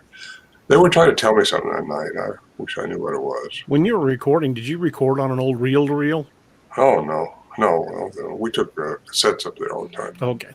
That's all they had back then that you could portably, really take up on a horse or something. In fact, the one in '74, I just had a little small recorder, and I got it out of my saddlebag. Prior to that, though, I had a big RCA that burned my house fire. Big, nice, worked off D-cell batteries, and I had a mercury switch rigged up so it didn't make noise when I turned it over. It just started recording, and had a really nice setup that all burned up. But anyway, that's history.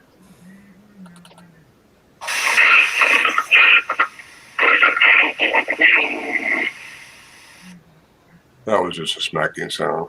I think he liked the food. I'm not sure.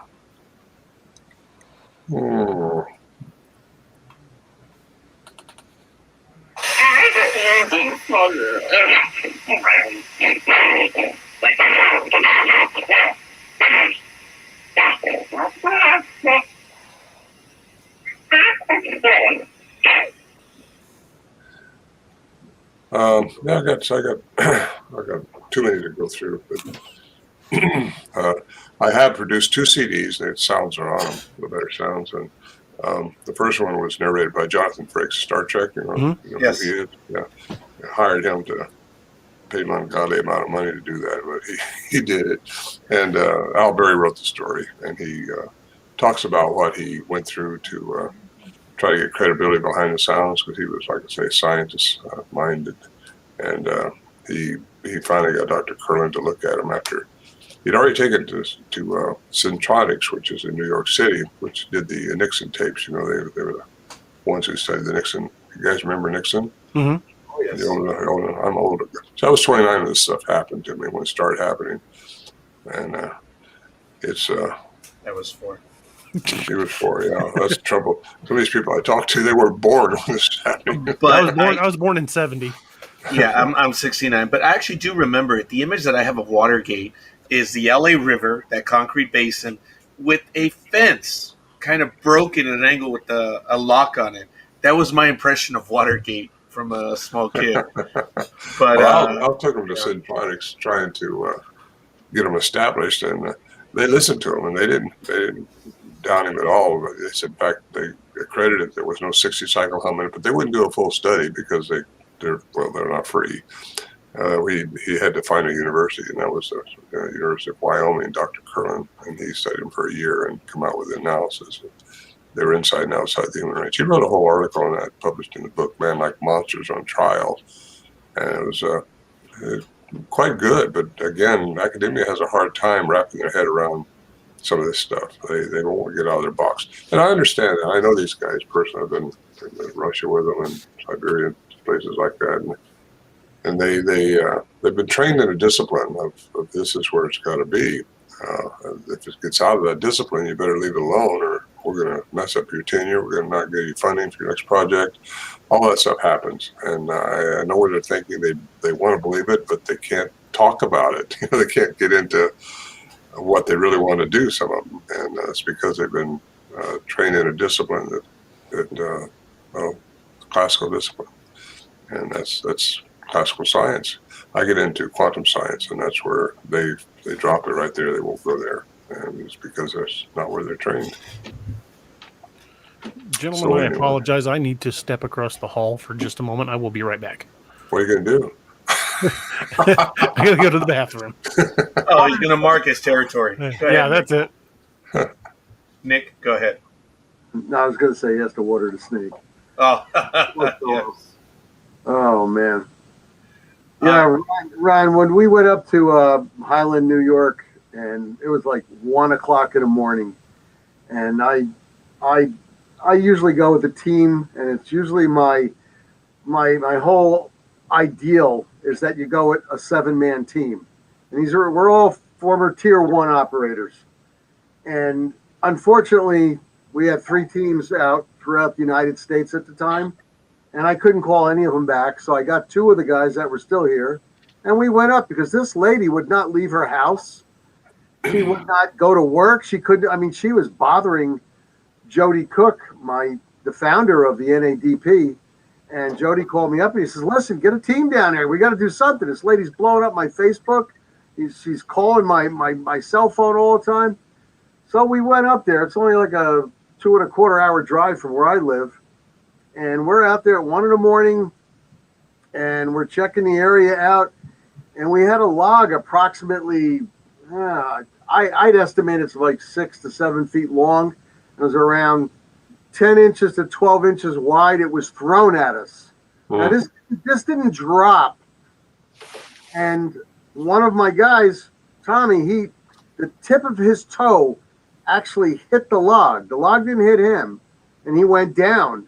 I mean, it's pitch black over there. We had headlamps on. We had flashlights. And he went down, and we had to take care of him.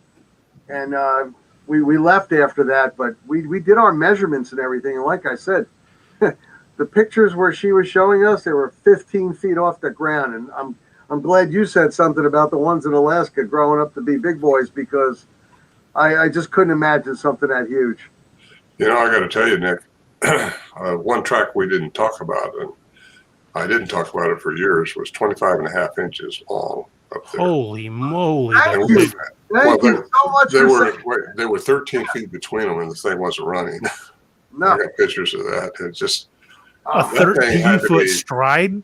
13 foot. Oh my God. It had to be 15 feet tall. Easily. And yet we never saw him around our camp. We found this track way up on the ridge. There was 4 big tracks coming off this ridge. Just wham, wham, wham like that. And I say 4 tracks before it just went off into the area we could go. But these things are, like I say, how does something like that stay hidden? Yeah, exactly. You're talking something huge. I mean, 15 feet, my gosh, that's 3 times where we are almost. Well, they don't come out until nighttime usually. They're and like you said, they must do something, manipulate the light spectrum. Had I not found that myself up there where I knew these things had been messing with us at the camp, I don't know that I'd believed it. It was just an amazing thing to see. Wow. Ron, I was on another talk show last year, and I've been all out throughout the United States, over into Mexico, up into Canada, East Coast, West Coast, all over, looking for cryptids of all different types. And the gentleman on this one show, he asked me about Sasquatch. He said footprints, and I said, yeah. He goes, what's the largest footprint you ever saw? And I told him 21 inches. And he was like, like he didn't believe me at all. Mm. And I'm like, well, there were several of them, and there were several of us there. We saw it. They took pictures of them. We put down a tape measure and everything, and, it's not something that somebody could actually replicate. The thing was about 3 inches deep into the earth. So, I mean, it must have weighed quite a bit, but 21 inches, and you're saying 25. I mean, that beats what we had. Well, it's like I say, it's almost hard to believe. If I hadn't seen it myself, I don't know that it would have. But yeah. Were you able to get pictures of those tracks? Yes. Oh, Yes. I'd love to see those. I can send you a picture of it. Okay. And I can show you where one guy's standing and where one track is, and the other guy's where the other track is, measuring it. Wow. And that's 13 feet between, you said? 13 feet. Wow. That's mind blowing. Well, it Holy, is. It's just holy cow, that's a big people have a deal. hard time believing in Bigfoot. I asked Bill, my good friend. I see him fairly every once in a while. He's in California, and I asked him here this last winter when I went down there if he ever talks about this to anybody, because I was trying to get him to go on an interview with me because he was there when all this stuff was happening. And he says, I don't even want to. He says, it's hard enough to get people, because he's a pretty upstanding guy. I mean, the community knows him. He's been there a long time, and he's involved in a lot of things. And he don't want the stigma. He says, it's hard enough to get him to believe there's a Bigfoot exists, much less you start talking about the weird stuff that goes on, And I know I was at a program one time, and I showed him a cast of track. One of the tracks we had was 18 or 19 inches, something like that. And this person, and I got all this stuff going on, tell them about what went on, da-da-da. And this person said, well, I just don't believe that. And that wasn't the big one. It's hard enough to get people believing there's a Bigfoot sometimes, much less that these orbs and the strangeness, because I think we'd seen a UFO up there one time. I did. And we hear these big humming sounds in the daytime, like a big tuning fork. You're looking up trying to find the source. You don't find the source. Something's going on around here, guys, that we just don't see. We just don't see in all frequencies. That's one of the biggest problems with the Bigfoot quote unquote community is there's so many different ideas of what could possibly be, and some people are rabidly against certain ideas. We don't know. We don't know 100%. So everything's on the table until we disprove it. And the people that can't accept that are the ones that are, it's this, it's that. It can't possibly be that. You can't discount evidence no matter how it's presented. You have to take everything and examine to find the truth of the matter. Yeah, and there's too much infighting in the Bigfoot community because of differing opinions. Mm-hmm. Yeah, if you get enough people saying the same thing that aren't related to each other, you got to kind of give it some credibility. Absolutely. I don't discount anybody anymore. I used to, like researchers do, Mm-hmm. but I take everybody's account. I don't necessarily accredit it, but I certainly listen to it. And if it falls in with a lot of other things, like what I was hearing back in Michigan when I was back there, it falls right into the way things, the other dots I got, Mm-hmm. makes the picture. That's what we're after, is a picture here.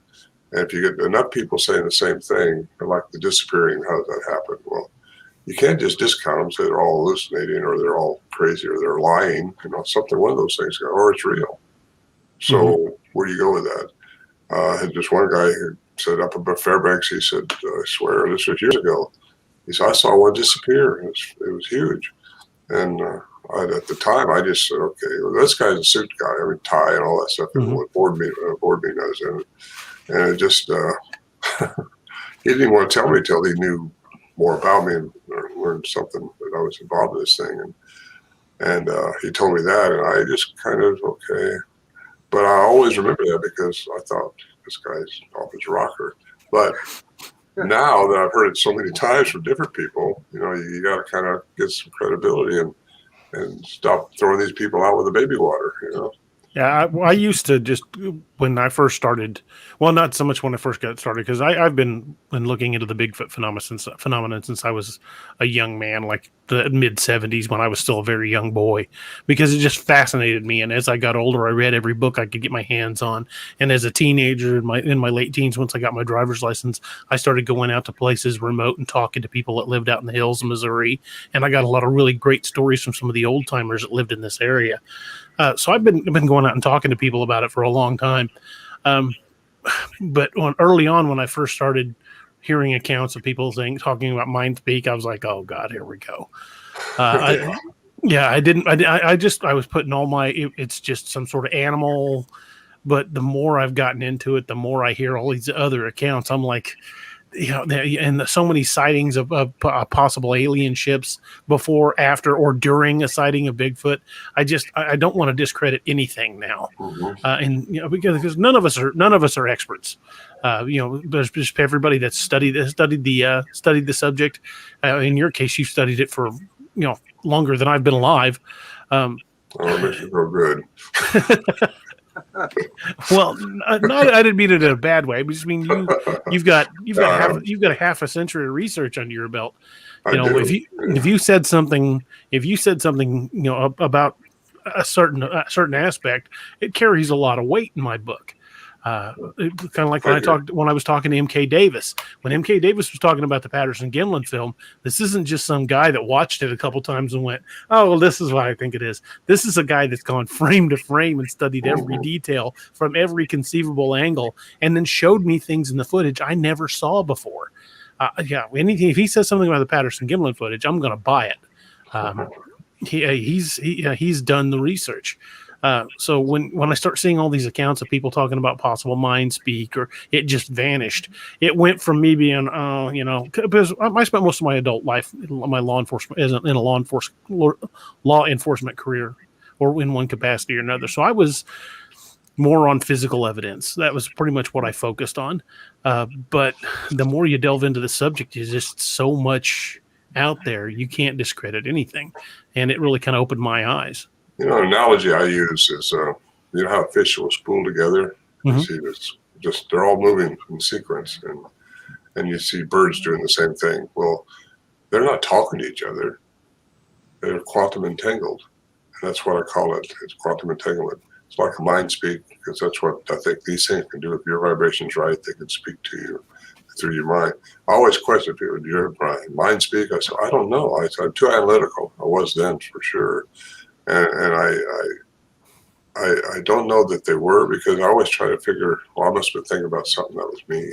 And that's what a scientist would say was happening to you, or classical science. But getting into quantum science, mind entanglement is real. It's like, well, you mentioned earlier, electrons and protons, you get down into the way things really work at the most minute level of our existence, and all that stuff's possible. Anything's possible. It goes faster than light. Einstein said nothing goes faster than light. Well, he's talking about physical matter. Once you get out of the speed of light, which is faster than the speed of light, it's not physical anymore. It turns into energy. And so quantum physics, things can be the same throughout the universe if you entangle them. Anyway, am I right, Nick? Oh, yes, you are, sir. Thank you. I tell you, PA, from yes, what Ron verified, for me with the 15-footer, I'm looking at buying a Macmillan 50 now instead of going out to 8, because maybe a Desert Eagle, because that's 3,000-4,000 pounds, 15. Especially if it's aggressive. I mean, you're gonna. The best thing you can hope to is to not be tasty. I don't want it to be tickled, but Ron, we don't go out there being aggressive. This is all defensive matter. I have bear spray and other electronic gear and everything else to try to defend ourselves, because we have a right to defend ourselves and to get home. And many a time we're out there and we're not finding the cryptid, but a mountain lion found us one time. A big old grizz found us one time. Just the normal zoological animals find you out there. But you verified for me what we found in Highland, New York. A 15-footer Squatch, and that's little scary. I got a hat band made out of 52H rattlesnake, 9.5 rattlers on it. We found on the trail up there. So, you got a gun for other reasons too. You know? Yeah. But again, I'm not sure. I know if they're flesh and blood when they're in our dimension, and they can be shot, they get hurt, they got to eat, they get pooped, they procreate, they do all the things when they're in our third dimensional environment. It's if they can step out of it and turn into energy source or just be something else. That's where you can't do anything about it because they're outside of our range. And so if you shoot one, if you cannot. You guys know who Fred Beck was? Yes. Fred Beck is a guy who claims he shot. He's a miner at Mount St. Helens years and years ago. Yeah, he claims he shot it straight on, no doubt about it. And they went down to find the body, and there's no body. So did the friends, the other ones, carry it away, or did he really kill one? And what happens then? Because if you can't find a body, well, people are underestimating what they're dealing with here. They're dealing with something very unique and very interesting to me, and I think they're hybrids. Well, if their body mass density is as high as we suspect, a normal bullet's not going to penetrate deep enough to kill one. That's the next thing you got to wonder about, and we've wondered too if our 44 Magnums would have done any good up there, if they'd have came in the shelter at us. But again, we would only shot if they'd have done that, and they didn't do that. So I think we were dealing with friendly ones. In fact, the recordings I got at 74 definitely thinks there's something friendly going on, trying to tell us something. And what it was, I don't know. I wish I did. It might be so that I could do what I'm doing now. I go around talking to people and telling what I think, and I hope it helps. I hope it helps other researchers to probably just reach out and have an open mind and research what they're supposed to be doing. Well, you've definitely given me a lot to think about. Yeah, I mean, this is a totally new slant on things that I haven't even read about in my research. So I'm going to pull Voices in the Wilderness off the shelf and read it again. I read it years ago. I want to read it again now. Ron, I'm going to tell you, I was 36 books behind last month. I'm 29 behind now. I got 2 more cryptozoology books coming in, and now I got to grab 2 of yours because I'm behind. Oh my God. Well, I got the same problem, Nick. I don't have time to read, because I got books laying here I'm supposed to be reading and reviewing, and I've written forwards for books. It's hard to have time. I'm still running a jet lag from yesterday. I got back from where it was I was, and I'm working on no sleep for the last 3 or 4 days, hardly. I bring a book or a Kindle with me every place I go, and I mean every place I go when I have a free moment. And I'm just constantly reading. I'm doing 5 books right now at the same time. How I do that is I piece it out. I say, all right, a half an hour on this one, a half an hour on that one. And after 2.5 hours, if I have free time. You might like the Quantum Bigfoot. I'm getting that. I'm getting both of them. I saw both of them there. I'm going to, because that's the first one before you read the second one, right? Ron, if you need to go and rest, that's okay. The first one is my chronicle. It's about 50 years doing this, and it has embedded a link in there so you can listen to the sound that I'm talking about when I get to the context of it. So that's the first one I wrote, and I didn't know it was the links. It's the links in the book. I mean, you have to use your cell phone to get to it, or can you just type in the link? Yeah, just type in the link. Oh, good. Yes, Nightmare. As a matter of fact, I have the book, and I've noticed the links already. And Ron, I know it's in your book, and I apologize, but I think you touched on this. You feel that they were asking you a question. I was reading that, and you use words that you think they made out, and you commented that you think it's a question. How do I answer? Wow. And I was mimicking them. Yeah, right. You get the intonation from their yelling at me that it's a question. I go, some kind of question. And I wasn't picking up on it so well then. We underestimated it. We wouldn't think like I'm thinking now. Do you get the impression, though, that they were trying to communicate with you, or were they, maybe they were out on a Saturday night, they had nothing better, and they were kind of messing with you? They were absolutely trying to communicate with me. I mean, Wow. there's no doubt in my mind they were trying to communicate with me. And it may be so I could grow into what I'm growing into now, which is thinking a little higher than what I was then. You know, they're more than what we give them credit for. I wouldn't try to speak back to them because you might, insult their mother or something, for crying out loud. I mean, well, actually, when I responded to one of them, it sounded like they almost laughed at me. oh, Like you don't know what we're talking about, you know? And I didn't. So the laugh was genuine. Like But that was the mother. I think that was the mother with the baby. I think I say baby is a small one. We think. I didn't see them down there. I just seen the big one coming down, and I don't know what was going on, but it sounded like he would, a little voice going on, then you hear a big coming down on. I think the young ones are curious, and they actually train their young ones to mess with us, and they do mess with people. I got to tell you, anybody out there researching, they'll play with you. Because they think that we think we're smarter than them.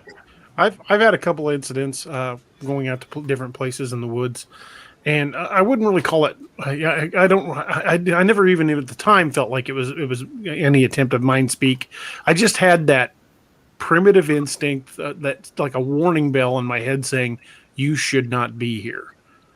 And I don't get that in the wood. I grew up deer hunting. I don't get that feeling in the woods. And I've listened to it both times I've had it, because it was a definite, fight or flight response. Something's wrong. Yeah. Get out of here. That's your heart feeling, your gut feeling, and you got to if you can get the coherence going with the heart and the mind and connect that to the pineal gland. I think those three things working together, you'll be set for everything good. You got to get that rhythm going, the coherence between your heart and your brain. Most people think with their brain, they're analytical, like we're doing right now. But if you get a feeling in your gut, you want to go with that feeling, because that's trying to tell you something, and your head's got to respond to it. Your brain. That's my theory, and I don't think I'm the only one with that theory, but it's a good one, because if you go with your gut feeling, you can do the right thing, and that generally turns out just the way it's supposed to be. But that also the pineal gland, that's the third eye, the eye horse, which is depicted in the pictographs and a lot of things you hear about. But it's the dot you see in some of these people put the dot right here too. That means they've connected or trying to connect. Do that through meditation. You got to decalcify it, because our diets and everything we're doing is calcified our pineal gland. It does it. So I think it's a receptor to this other dimension. How do you decalcify it? What kind of diet would you do? Just get on a better diet. We eat non-GMO. We just eat the right thing instead of McDonald's. Just saying. Eat the right thing. Do the right thing. Don't use fluoride. Fluoride is a horrible thing for you. A lot of water, a lot of city water has got fluoride in it. Ours does. That'll all calcify your pineal gland. If you can clean that up, you can connect it to your third eye, and that's where you get everything. That's where your information comes from, I think, and that's where the universe can talk to you through your pineal gland. And if you can get that connected into your brain and your heart coherence, you've got it made.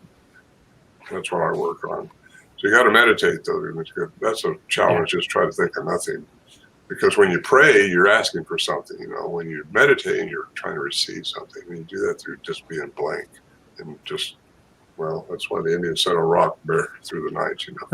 That's going to be problematic for me, because it is problematic. It's hard to do. Yeah, I can't quiet my mind most nights. I have difficulty sleeping because I can't quiet my mind. Right. Listen to your breathing. Just listen to your breathing. Very important. Quiet your mind. Breathe is important. And think of the space between two letters. That's a simple way to start off, because there's nothing. You got to think of nothing. How do you think of a pink elephant? If I say the word pink elephant, I just used this the other day at this event. I said, who here did not think of a pink elephant when I said pink elephant? That's what you think about, because you can't just blank. It's hard just to be nothing, and that's hard to do.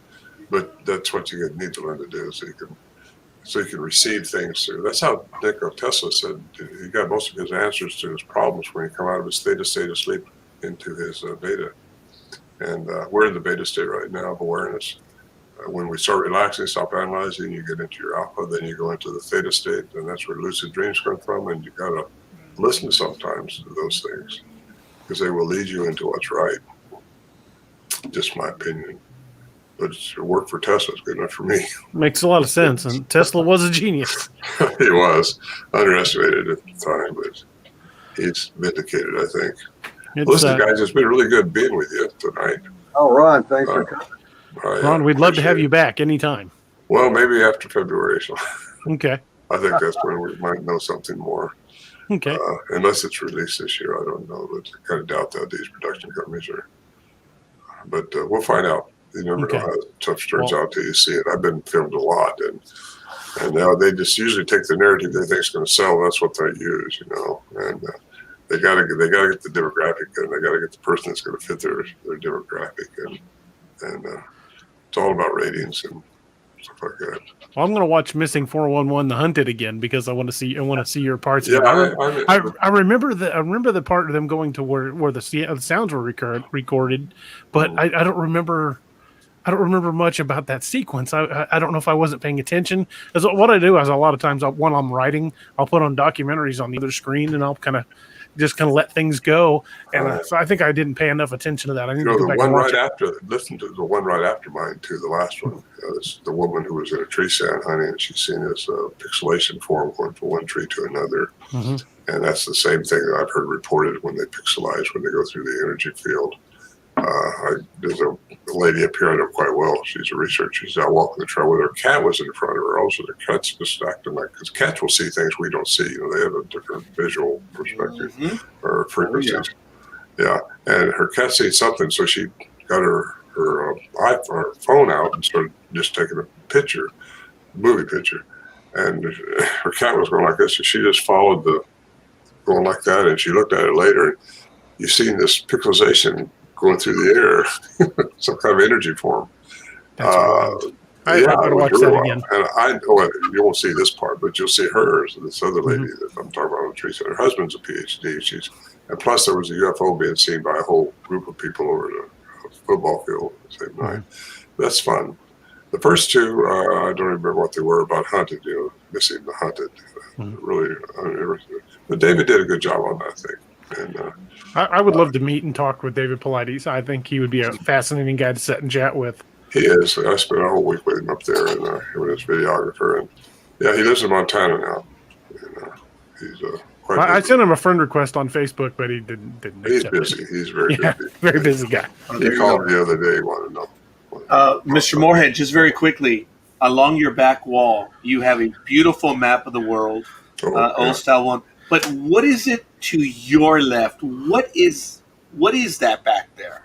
The bow and arrow or the Indian? Oh, it's a bow and arrow. It's a bow and arrow. I thought it was a part of a skeleton thing.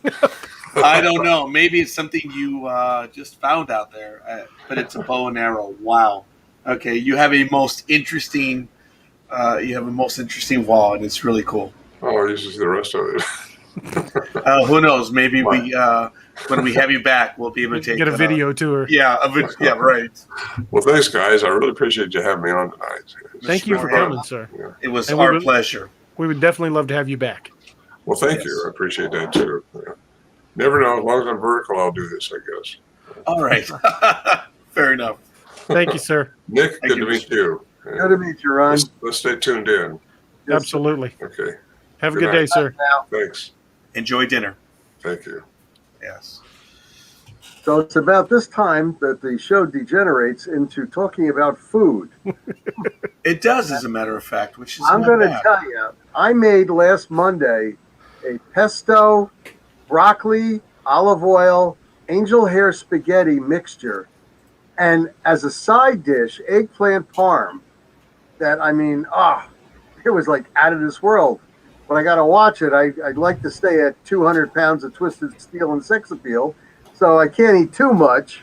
But, man, oh, God. Well, I'll tell you, I'm very proud of the fact, and I wasn't eating over the last 3-4 days. I went from 248 to 241. I wonder why. That's what you weigh? How are you feeling, Raj? Yeah. I am tired. I am genuinely tired. I had to work yesterday. Last day. I don't know what I did, but I finished up at 11:47. Ooh, at night. at night, and Oh, I my posted on Facebook, it is done. And I usually do that on the last day when I'm finished. I always finish before midnight. I don't know when. Progressively, thank goodness, whatever you want to call it, I do thank the Almighty, because my clientele is growing exponentially every year, and that's why I'm bringing people aboard. But uh, it was scary what happened on Saturday night.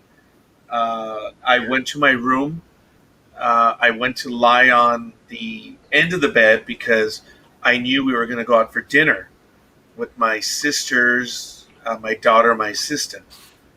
And all of a sudden, I felt someone pulling on me. They were calling my name. They were Whoa. almost yelling at me. And then I'm just realizing that I'm looking up and a gentleman passed over me. And I'm like, how the hell did I get here? And it was a paramedic. And I kind of like looked up a bit, and it's an exaggeration, of course. I thought there were 10 people, but there were 5 paramedics in my bedroom. And they were talking to me. I don't remember everything. There was one where a paramedic was over me, and he says, "Don't move. We're trying to take a picture of your heart." And I froze. I remember freezing. And I know they poked me for my blood. You can still see it. There's where the IV went in, unfortunately. It's right yeah. there. Wow, There's you the were tape close. that ripped off. And they took the blood. The phlebotomist, she was she was very nice, and she did not cause me any pain. But Well, Roger, you had a lot of people worried about you. yeah, when I went to the hospital, that's when the realization hit. I was in the emergency room in trauma, and I kid you not, I became lucid, and all the wires were over me. I was hooked up to all these machines. I heard the beeping, and the realization hit. What the hell am I doing here? And I posted on Facebook. I said, "Holy crap! I'm in trauma. This is not good." No. It wasn't a heart attack, was it? No. I don't know what their official. I passed out. Apparently, my sister found me. They called 911, and they've said it's several things. I think they officially labeled it. Let me spell out the word, gentlemen, because I'm actually not familiar with it, and I know quite a bit of all this stuff. But it was the official diagnosis is, I think, is SNYCOPE, syncope or something. The syncope, I don't know, but it's basically I passed out. I lost blood to air. Brain, yeah. Yeah, and it could be stress, pressure, could be high blood pressure, could be a heart attack, could be everything. You're working 20 hours a day. Stop it. And I my high blood pressure. Let me tell you, gentlemen, I've always joked about this. Every time a nurse takes my high blood pressure reading, I have no high blood pressure. They say, "Man, your high blood pressure is very low." Man, I wish that was one of our attractive sexual traits. Because if that were the case, You have good I blood would be pressure. the stud when Man. it comes to that. But unfortunately, Roger, how tall are you? I am 5'11" and a half. And you're 240 something. Whoa. Well, I have gained a tad amount of weight. Yes, unfortunately, I'm in the process of losing it. I was up to 252, and that was like, oh my god, that's too much. And I've dropped it, but during tax season, I gained weight. And No well, doubt. actually, it's in reverse.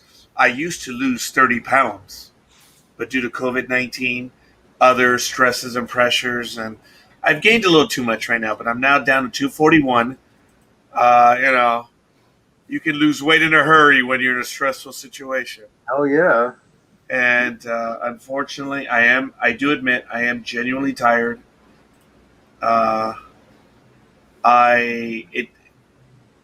realization hasn't set in. It's a dream, gentlemen, what happened on Saturday night. God.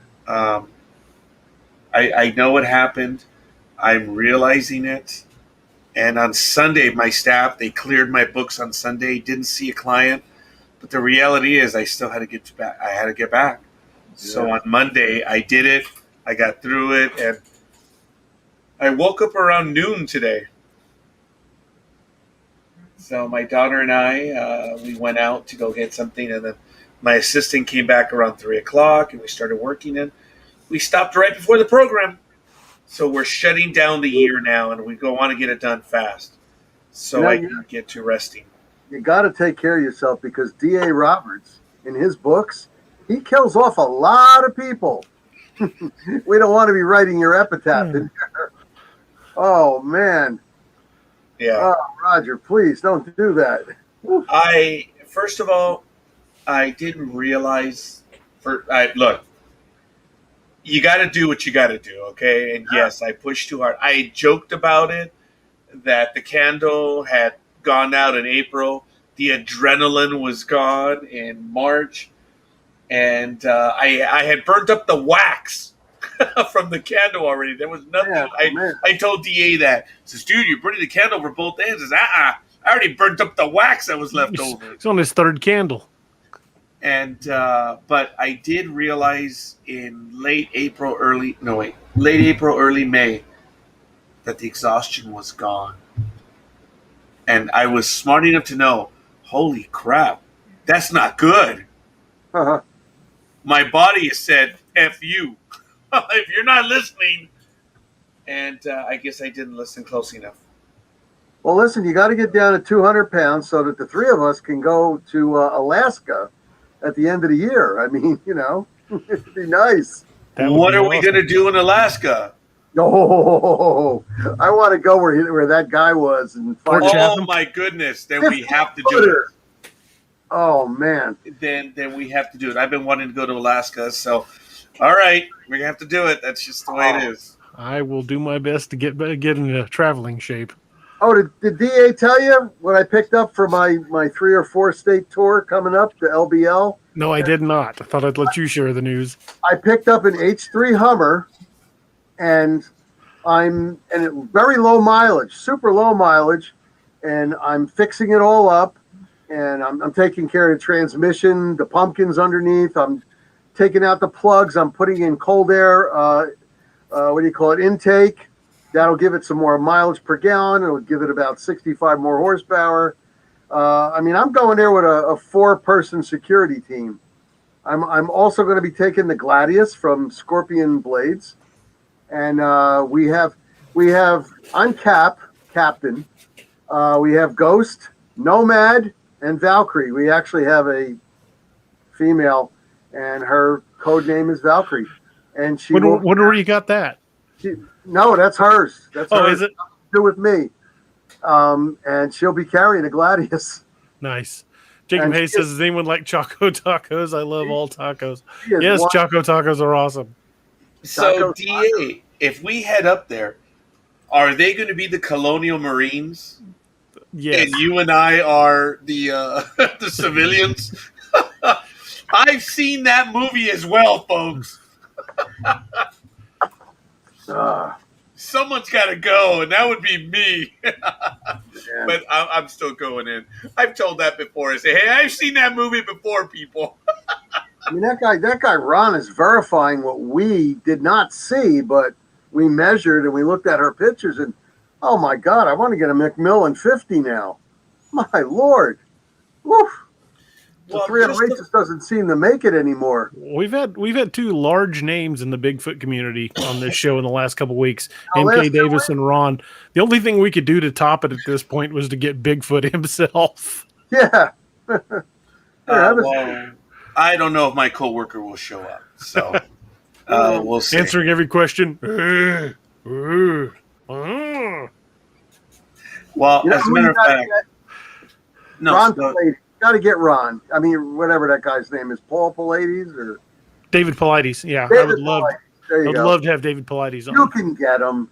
I can't. I don't have got no way to contact him.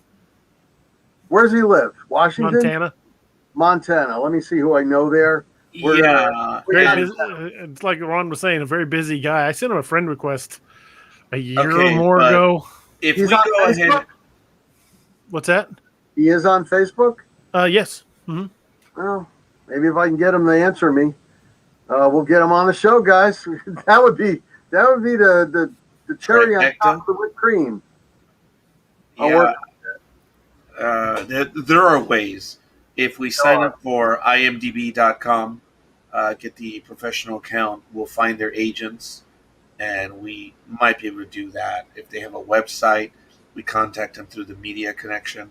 Yeah. We just tell them, hey, look, we want to talk to you. This is who we've spoken to, and it works. So who knows? But he did say he is very busy. But that being the case, I got to tell you, it's a glorious morning. It's already Wednesday morning for you, Nick. Yeah. Sorry, pal. Yeah. Says each his own. That's how my grandma Yes. used to say. Yeah, look at that. 1209. Son of a gun. Damn. Yeah. I know. You really take one for the team every time you're on with us. I like to talk about food. Let me tell you, I'm hungry. I've ditched the soda. That is my sin of choice. I really don't drink all that much, and everyone who has seen this program knows I don't drink that much. So I did appreciate, Nick, your comment. You saw when I read your comments instantly. Yeah, I saw I it. mean, when you told me, dude, you got to drink water, I immediately said, Claudia, I need water, please. I saw it. And she ran over. This is a can of water, and there's a bottle of water. I mean, I'm down here sucking down stuff because I don't drink enough. And my body weight at 200 pounds, I'm supposed to drink 100. Yeah, there you go. What? 100 ounces. I do about 2 of these a day. They're 64 ounces. So you do 128. Guys, I thought 64 ounces was quite a bit. No, 100 ounces for me at 200 pounds. They're telling me that's what I need to have is 100 ounces. It's so hard. Hydrate or die, baby. So hard to do that, though, because I pee it out unless I'm working out. And I had to go into work, number one, and that's rough as it is because I got guys that are younger than me there, and I got to have them keep up with me. Oh, yeah. I come back home finally. I do a weightlifting workout that'll rock your socks off. And, I mean, I don't play around. I mean, I really go for the heavy shit. Then I put a 65-pound rucksack on my back, and I do a 3-mile walk. And something I've been doing lately, I've been curing some of my ills. Like I had my knee messed up and the left hamstring was hurting. I walked backwards 5 times for 150 steps each time. And it has actually cured my hamstring problem and my knee problem. We never walk backwards. We do nothing backwards. So people stop. Wait. No, we do lots of stuff backwards. Oh, yeah. I mean, but we don't walk backwards. Sorry. No, but in my 3-mile walk, I do that 5 times. It's 5 sets. And, I come home, I'm all refreshed and energized. Like, yeah, ready to go now. But I got to put back the nutrients. I mean, I was sorry. I was eating I don't know if you can see it there. An MRE bar. Yeah, I see that. That's what I was munching on. This has 20 some odd grams of protein in it. Wow. And it has beef, salmon, and turkey protein in it. I mean, I have to get enough in me to repair because of all the breakdown that I do. But wow, it's just so Roger, I could just see it though. It's just so hard to hydrate, unless you have like DA over there. Those too big. What is that? A 64 ouncer? Yeah, my wife bought it for me off of Amazon. Everyone in the house has one. We, A day? the mantra around here is hydrate, hydrate, hydrate. Why do you think I have to get up and go to the bathroom in the middle of the show? I've had to do it too. But gentlemen, for me, I drink water. I was hearing it from the family. You need to drink more water. I drink 64 ounces a day. So it was a set of circumstances that I didn't have something. There was a stressful thing. I'm not going to blame anyone in my family for what caused the event, my sister, but I'm not going to say anything against anyone. My head was pounding. It was, oh my God, it was horrible. I went to my room and I said, you know what? I don't want to go to prison. So I went to my room and unfortunately something else happened. So, Man. I don't want to blame anyone, but nothing. So you normally drink 64 ounces a day anyway. I drink between 40 and 64. That's the real. Wow. I chart my water usage on my health app. Yeah. On my Apple phone, and yeah, so I chart everything, the walking, the steps, everything I do.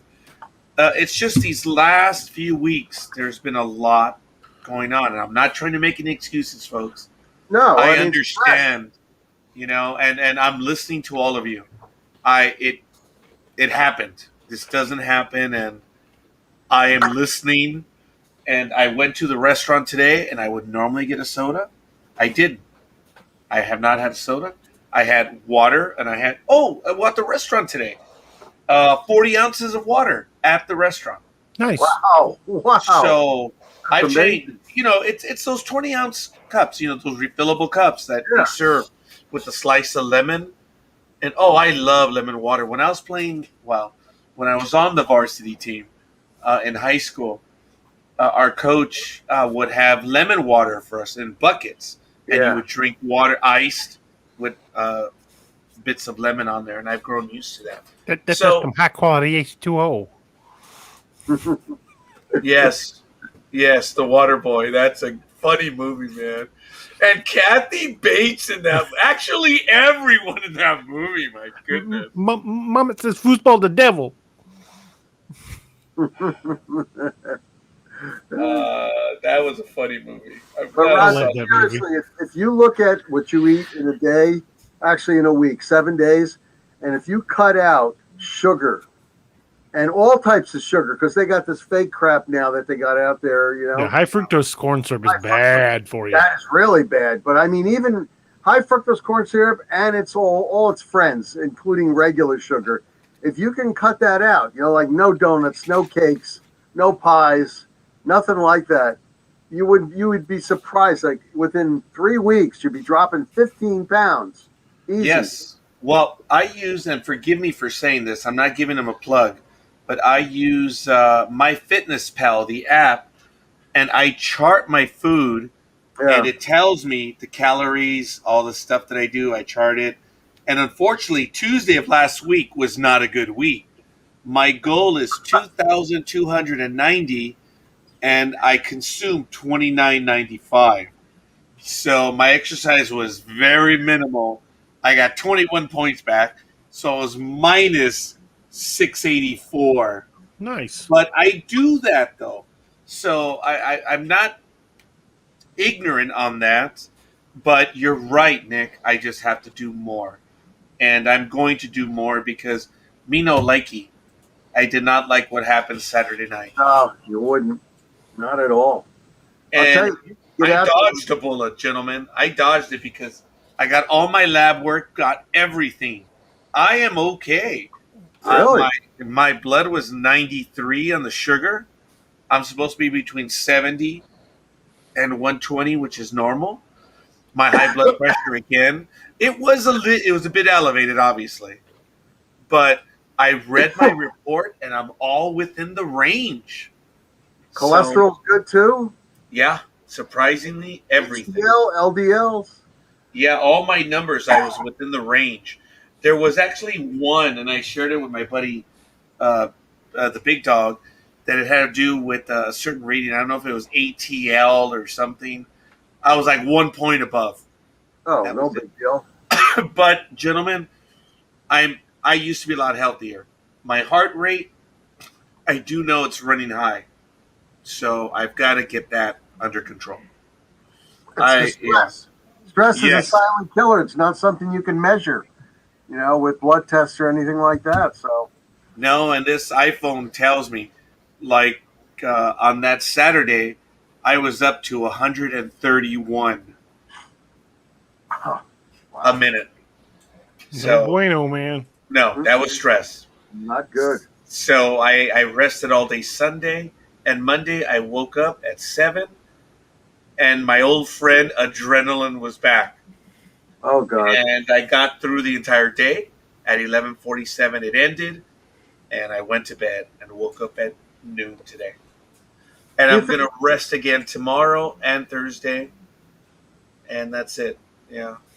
You think you can get out like for an hour a day, for 3 days a week? You think you can get out, walk a half an hour away from your home, no headsets, no nothing like that, just you and your brain enjoying the atmosphere, and then you walk back a half hour. If you can get out and do that 3 days a week, that would kill the stress big time. Yes, I miss walking at work at my 9 a.m. break. My coworker and I, we would not run. Forgive me, I didn't say that. We would go around the perimeter of the facility, and if we hugged the corners, we could do a mile, and we were down to 17 minutes. Damn, you guys are moving. We were okay. We had it going, but things happened. You know what? What are we going to say? Yeah. So I just got to get back to that. I do 8,000 to 10,000 steps a day, and I didn't mean for this to become a health program, folks. I apologize. I am not completely lazy. I have grown lazy in the last month because of tax season. I readily admit that. I have nothing good to say other than drinking water. That's it. That's all I can say, Nick. I've had water, but it was a bad combination this weekend. My water intake was down. There was a stressful weekend, and it is what it is. Yeah. I dodged a bullet. I did the Matrix. That bullet was coming for me, and I dodged it. And my whole thing is, what the hell? Who's shooting at me? So the realization is setting in. Damn. And I don't, gentlemen, I'm 52. I have time. I have time left. And I intend to make use of it. Hell yeah. I'm not ready to leave this rock. There are things that I want to do. I want to go to Alaska with my two buddies right here. I want to do a convention in Missouri. There are things on my Google map that I want to go to. And, yeah. Hey, guys. You coming to see a Yankee game or something? Oh, that's on the plan, too. I want to take in Yankee Stadium. There are other things. I've already been to the nation's capital, but I want to go again. I want to take my family this time. I was there in 2007. I was on union business. That was when I was a mover and shaker. DA, I'm on book number 9 now, Ragnarok. Wow, Nice. And I've been blowing through. That's the last book in the original. Nope, one more. 10. No. But one more. 9 and 10. 9 and 10 were are the book original 5. In the original run. You are in the final book. The final stages. Oh, It started. God. The pieces are going into place. Man, oh man. How far in are you? I must be about, I'm on the Kindle on it for that one. So I must be about 20 pages in. Okay. Oh, wow. Yeah, they were at the baseball stadium in St. Louis, mm-hmm. and he picked up one of his buddies. He picked up an ally. So I must be deeper in there. I mean, like I said, I'm reading 5 books a day, just spacing it out because I have to, no matter where I am. I mean, I was on a helicopter flying around for 5 hours the other night, and I just got my light out and I just put it on there and I read for 20 minutes. Somebody else was looking out the window. I might as well. No kidding. I might as well grab some time here and there, no matter where I go. I'm in the bathroom. I'm reading. I need to get a Kindle. I really Kindle's do. Great. Get the Paperwhite. That's the best one to get. The Paperwhite. I don't have any of them, so any of them would be an improvement. Well, I'm going to tell you the Paperwhite is the best one, and I got used to it real quick, and I keep sending you all those things you should correct. The Paperwhite. And I got to tell you, I just don't have room. I'm down here, and I've got 1, 2, 3, got four bookshelves, and they're full of books. Okay. And when you move, it's kind of hard to move because just moved here about 2.25 years ago, and it was hell. Nick, what is the size of it? Because I have the Kindle, I have the Fire 8, so I guess it's 8 inches. That's the color one. and you can't sit outside on the shore and read that. The Paperwhite has a 6-inch screen. Now, if you want I've to, seen it right here. yeah, if you want to spend twice the amount, almost, you get the Oasis. But I'm going to tell you, for my money, I can make the letters bigger or smaller. I make them bigger. Yeah. And I love the Paperwhite. And I mean, I beat the shit out of that for the last 2 years. And I just charge it up and bam, it just works. I want a book. I get anything I want. You know, buy this one, buy that one. You know, and it's relatively light, right? but That's the one thing I would say. Yes, it's very light, but the one thing I would say is definitely make sure you get a cover for it. Oh yeah. I mean, I didn't get the Kindle cover because they're like, I splurged. I got the extra memory, extra RAM. Yeah. So I mean, I got the top amount of RAM and this and that. And I says, okay, I'll cut back on the cover. All right, I bought an inexpensive cover, but I've had it for over 2 years, and it's wonderful. Out friggin' standing, I'm telling you. Yeah, I think I'll add that to my birthday wish list to see if the wife will pick one up for me. Yeah. Well, folks, here it is. DA's birthday is coming up. It is June 1st. June 1st. So who knows? Who knows, DA? We'll have to do. We'll have to trade numbers there, Raj. And walk, and we'll get a little charity thing going here, and everybody will donate. We'll get them the extra super memory. Yeah, we're gonna have to do that. Sorry, DA. Yeah, we blew it. There's no secret toy surprise in the package. You need a box cutter. I guess we're just gonna get it done. That's gonna be it. We're gonna get it done. Well, then I'll definitely be buying Ron's books again because I will want those on Kindle because that's something I will take. Book. That's something I'd take with me to the field. Yeah, I don't want to give too much away, but I did purchase the book, and I'm glad he entertained my questions on it. One of the cooler things about the newer Kindles, the newer editions, and this is something I found through KDP on Amazon, is that you can upload your PDF files to it and read it. And I've got a crap ton of cryptid PDF files. What I like about it is I can put notes in there while I'm reading. Mm-hmm. Yes. So when I say, wait a minute, I want to put this note in here because one of these days I'm going to write a book or 2 or 3. But in the meantime, this guy Ron made me have to order 2 more books. So what am I up to now? Oh, geez. I think I passed 38, 31. If I get his 2 books, I'll be 31. Oh, man. And he's got me thinking totally outside the box now, too. Well, I'm glad he answered about where the footprint ends because that was something I was trying to figure out. You know, what exactly Squatchy did when he went into the middle of the field and there's no trees around. You call him Squatchy. In one of the, which is cool, by the way, in this book, he refers to one of them as Biggie. Biggie? Yeah. There's something to it, but it's a fast read. Don't get me wrong, because I wanted to ask him. I was reading some of the excerpts, and there was this one point where he's talking about at first, they didn't seem very friendly to them. And he's talking about over years that they eventually warmed up to him. And then he mentioned that there was times that there was nothing. And near the end, he figures maybe the family just may have lost interest or whatever. But it's fairly detailed. There is a timeline. There is a story in here. And just of what I've seen, I humbly recommend it myself. Well, I'm going to pick up those 2 books in particular. I mean, because I did study quantum physics, and I'm going to tell you, it's not as easy as he's talking about. I mean, just to grasp the string theory, I mean, it was like, oh my God. You know, it's smaller than an atom. I mean, people go, like I said, people ask me all, oh, you believe in that? I said, well, do you believe in this?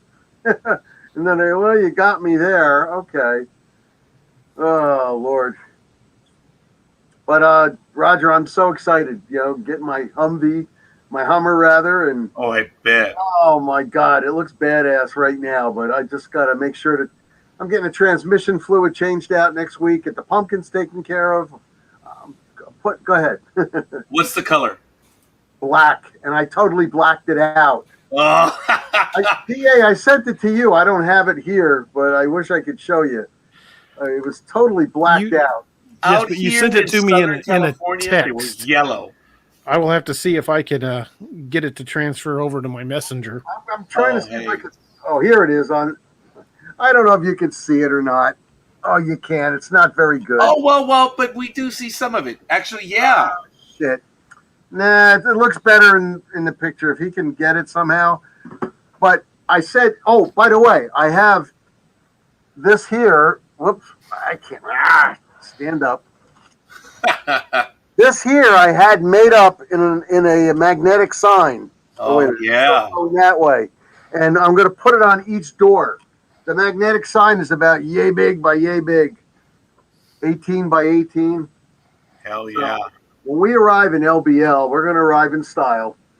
And like I said, I got the Gladius, to put on the back there and everything, just in case, along with everything else we got. Oh, my God. This is going to I got it, Nick. You got it? Hey. Yep, it took me a second. I had to. Come on. Show us the porn. Come on, let's see it. Car porn.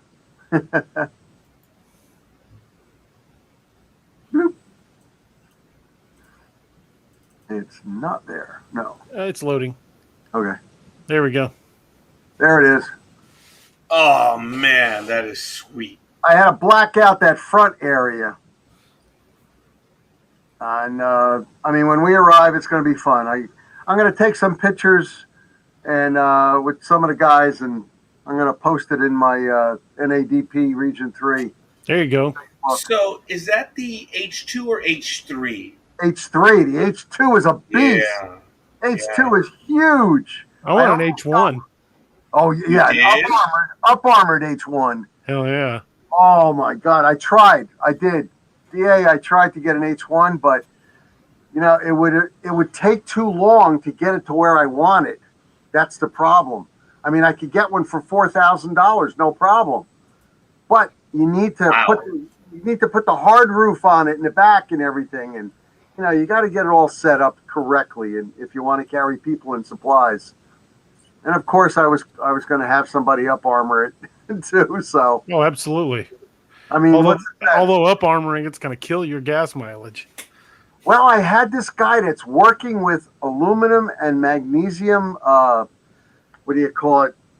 Panels. And I don't know that I'd want magnesium. If you had an engine fire, that would be very, very bad. Now, wait a minute. Magnesium or it's an M? Molybdenum? No, not molybdenum. Wow. Magnesium, and there's manganese. Manganese, right. He was working with an alloy, and he had shot a 30-06 at it, and it stopped it. So I was like, wow, that's pretty good. And he was willing to, charge me like 1/4 of the price that he normally would charge if I was going to use it in the H1, but I couldn't get an H1. You got to set up an account with the government to do that, and then you got to, make arrangements to pick it up and have it towed and, flatbed it or whatever. And I just don't have the time because we put this off. We were supposed to do this last year, the LBL, but I'm including Missouri this year, and we're going to also go to West Virginia, the Mothman area, and we're doing LBL and anything else that we want to do on the way back. But the four of us are going to be hitting that. So, have you thought about going down to Taylor, Mississippi? I haven't yet. No. What do you got? The Lockett Ranch. Oh yeah, that's right. I forgot about that. That would be interesting. That'd be a great place to go looking. That would be interesting. Man. I may have to mount something on the roof of this, though. At the very least, put a light bar up there. I was kind of thinking of Gatling type of stuff. Wow. Mount a pintle mount up there so you can mount. You got my attention on that one. That guy, Ron, just verified what I thought we saw, and I'm sorry, people could say, oh, you're full of crap, but the lady had pictures. I didn't take the pictures, she did. We saw where the eyes were. We measured it. And he's saying that there are 15-footers in Alaska. So it's like, this is not something I want to come up against. I hope, man. Same with this. Nobody's ever gonna convince me that wasn't there, as we've checked the area. There's just nothing else it could have been. They must have been looking at you guys, and like I said, we're trying to wonder what the hell. What are they, silly? This guy's marking our territory. Oh man! The one that's right there in the tree is like, nah, they can't be that stupid. And we were. He had his mouth open, saying, "Yeah, holy shit."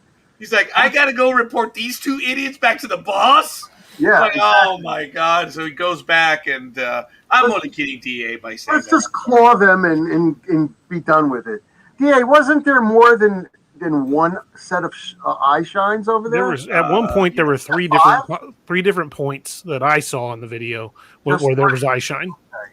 I thought I saw 5, but you might have. I mean, I didn't. Wow. I may not. I didn't see the movement. It was Dream that saw the movement. So you might have seen at one point at the end of the video when I was talking, my back was to the open road, the parking area, and there was eye shine behind me. Roger, I just can't get over that. I mean, of all the stuff I've seen and places I just can't get over that. I mean, here they were that close. Nick, you and I are in the same boat. I've joked with DA saying that the first time, this is the rudest I've been to DA, and I apologize, DA, about these, calling you guys idiots. You were not. But I think they were there. We kind of were. Well, okay, fine, but I didn't say it. I think they were there saying, hey, remember the first time I said, hey, that's that bastard that's giving away our secrets. Should we take him out now or just screw with him? Oh, man. They could have been a statistic. Yeah. Could have been. Oh, yeah.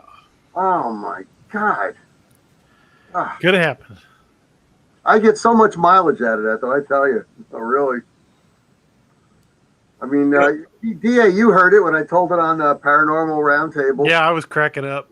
I was listening to you. I was like, I couldn't believe it. And then Josh has got to think we're insane. I mean, yeah. Then the following week, I went on with that other fellow that says he was a survivor, and you know what? How'd that go?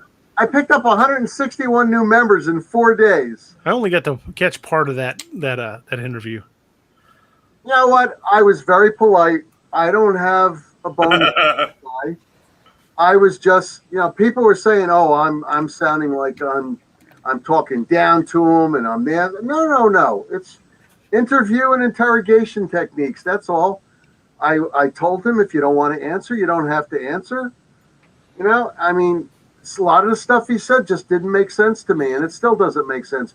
And the people are so simplistic who were listening in, because they're saying, "Oh, well, policemen don't." I said to them, I said, "Did they identify themselves?" "Oh, well, policemen don't have to do that. They don't do that anymore." I said, "Well, you're talking about a uniformed police officer. He doesn't need to. He has a badge. He's got patches. He's a uniformed police officer. I'm talking about undercover detectives. I'm talking about federal agents who don't wear uniforms. I am from, and I can prove it, and I told this guy too, I could prove my former, police training and everything. I went to the State Police Academy.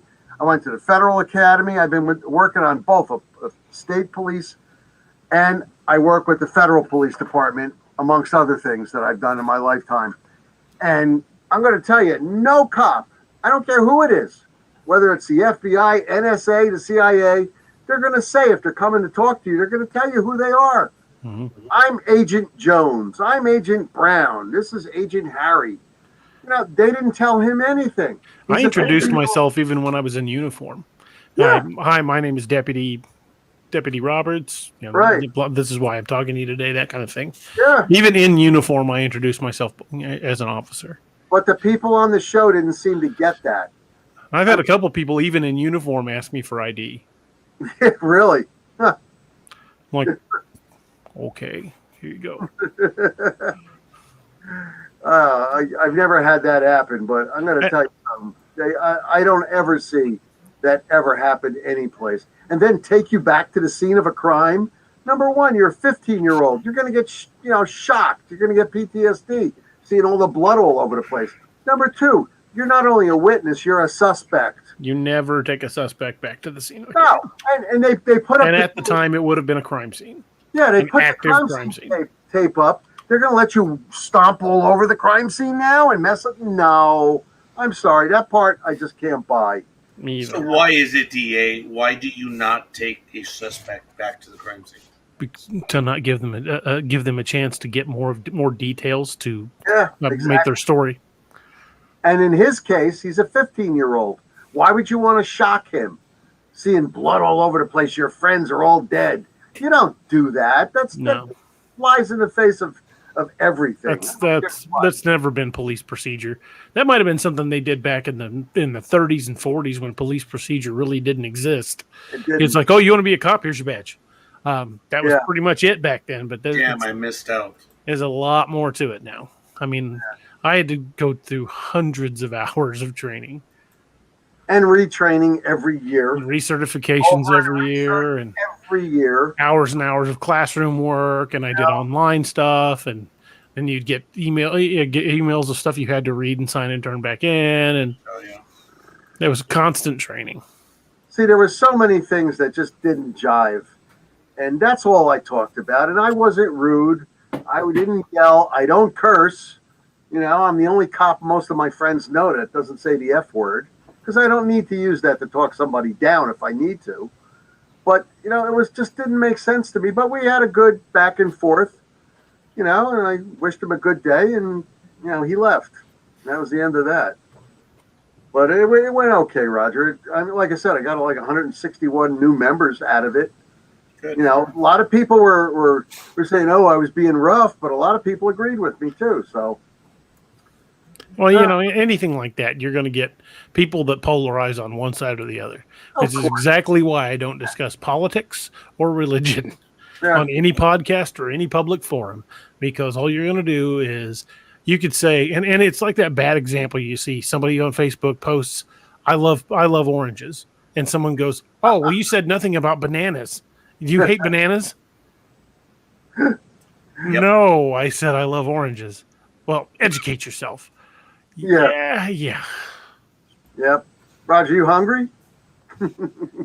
Yeah, bananas. Did you eat dinner yet? Probably not. No. Huh? I did have something just before the program went live, maybe around 5:30. Oh. I might get something in a bit. My daughter may want to go out. I think I will. You should. You should get you something to eat. Yeah, I'm sorry if it looks like I'm laboring. I can't hide it. You can't help it. I was shocked. I had Nick lined up to co-host for me. I was not expecting you to be able to do the show tonight. I mean, I'm glad you showed up. Jesus, you look good. That's what. Thank you. And that's why I had to be here. And Nick was going to be here, dude. That's it. But we don't want you starving to death or malnutrition and all that. Absolutely. Oh, here it comes. Yep. I know I've got to be good, and I will be good. I've had 2 meals today. I'm going to get another one in. And I had maybe 2 phone calls today related to the business. And I looked at both and I said, I'm closed. I didn't even bother.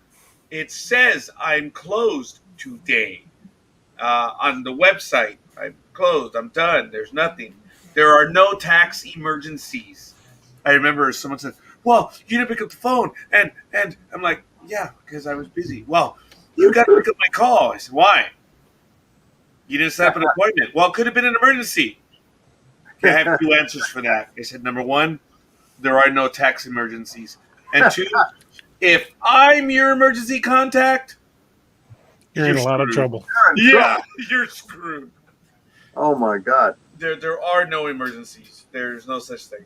But something we got to really start to do in the near future is if we're going to have that thing in 2022, at the convention center, We got to kind of start thinking like within the next couple of months, because if you want to get a place, we got to. Well, as a matter of fact, thank you, Nick, for that. I had told everyone, sotto voce, that just let tax season end, boys. Yeah. And then we can get serious. Yeah, I mean, get serious about it. Like I said, It's like now. You can really fund it by having those wonderful people DA talks about, the food people, We'll contact all of them. Oh my God, please. And get scorpion knives over there too. And I mean, you name it. I'd like to get the guys from Scallywag Tactical there too. That too, that would be so friggin' wonderful. That'd be a dream. Oh my God. Plus, let me see, you like the Beowulf. I like the Macmillan 50 cal. Because I mean, I could shoot half-inch MOA at like 1,200 feet with that. Anymore, I'm leaning toward the Black Rain Ordnance Devastator 458 SOCOM, because there's a far bigger variety of different types of ammo for the 458 than there is for the 50. Yeah. For the Beowulf 50, it's pretty much ball or hollow point. Yeah. And the 458 SOCOM's got a lot of other toys. But there's nothing like a 50 to ruin your day. I'm going to tell you. It'll do it too. They also now make a AR chambered in 4570. Really? Mm-hmm. I can't remember the company that makes it. I'll have to hunt it up. But that's a freaking Buffalo cartridge. If that doesn't put a dent in you, nothing's gonna.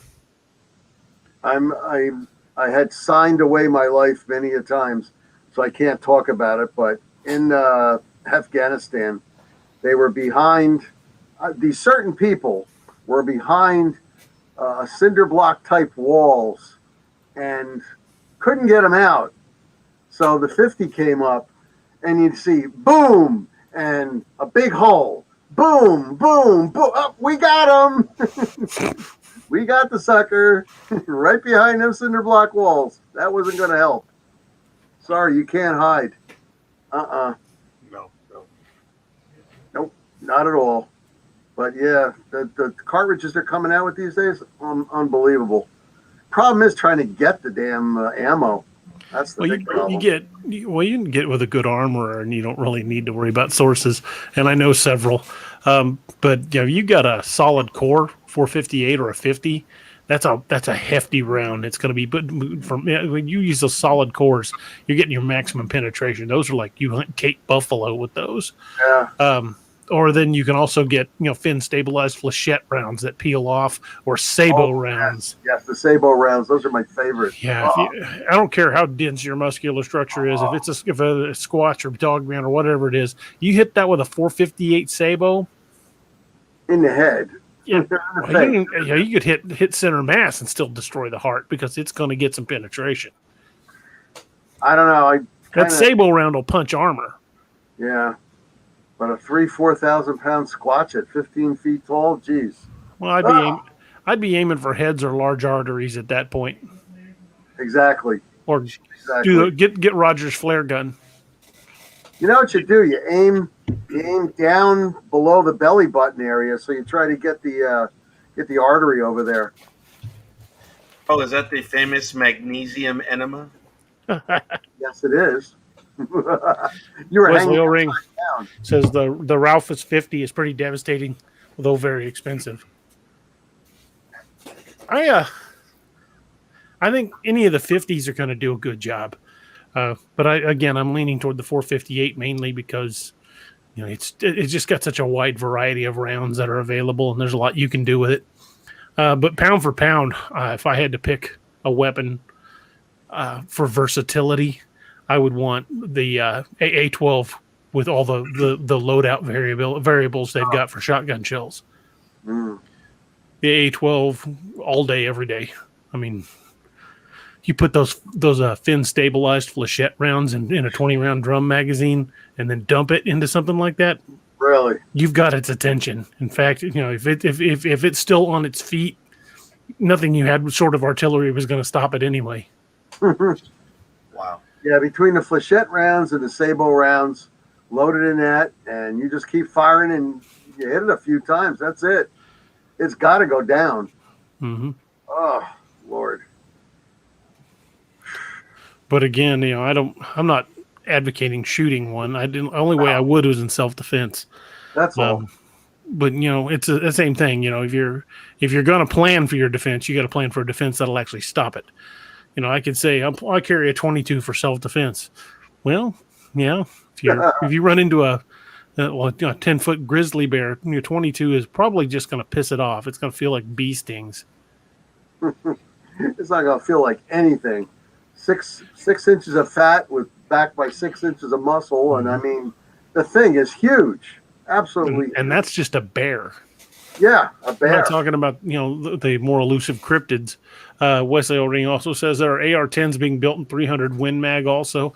The 300 Win Mag or the 300 Blackout round, those rounds can do some damage, and they're fast. But the next generation of assault rifle, not assault rifle, I hate using that term. I don't know why I said that. But the next generation of military rifle being built by SIG right now, I've used them in my Ragnarok books.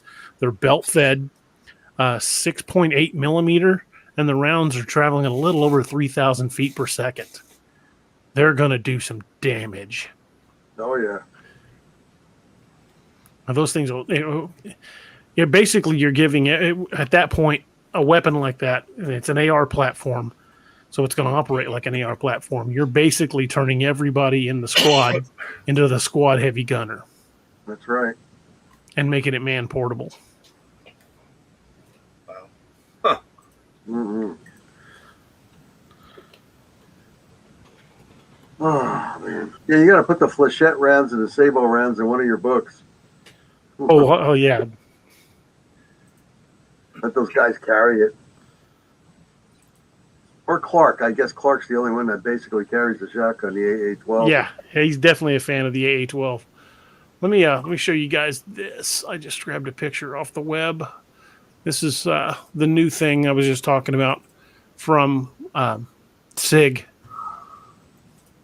Sig Sauer is bringing out the next generation of weapon for the government, for the military. You notice it'll go belt fed or magazine fed, and it is just unbelievable. Actually, Kerry Davis, Pocket Doc, is the one that told me about this, and I started doing some research on it, and he sent me a couple of video links, and this thing is a monster.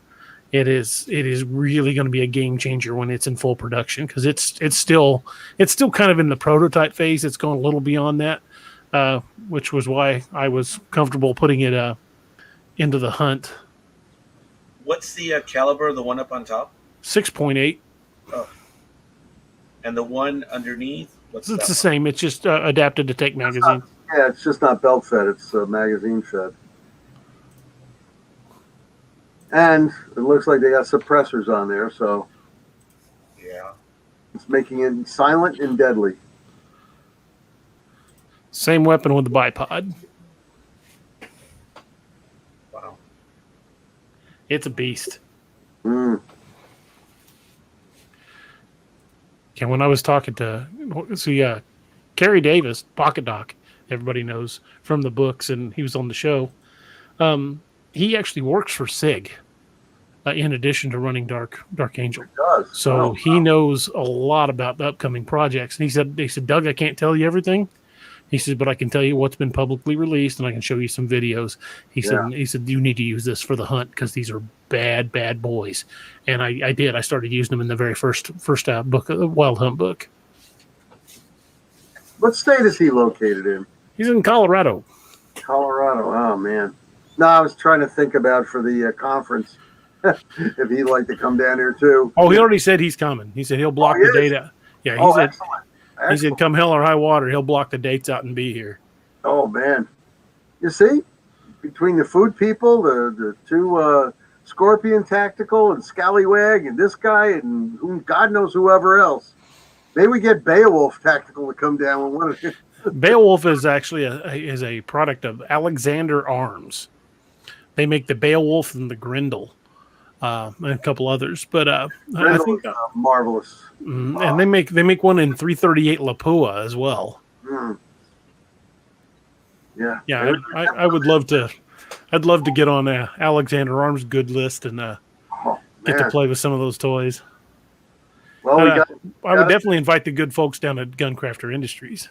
Oh yeah, got to get these people to come down. I mean, geez, that would be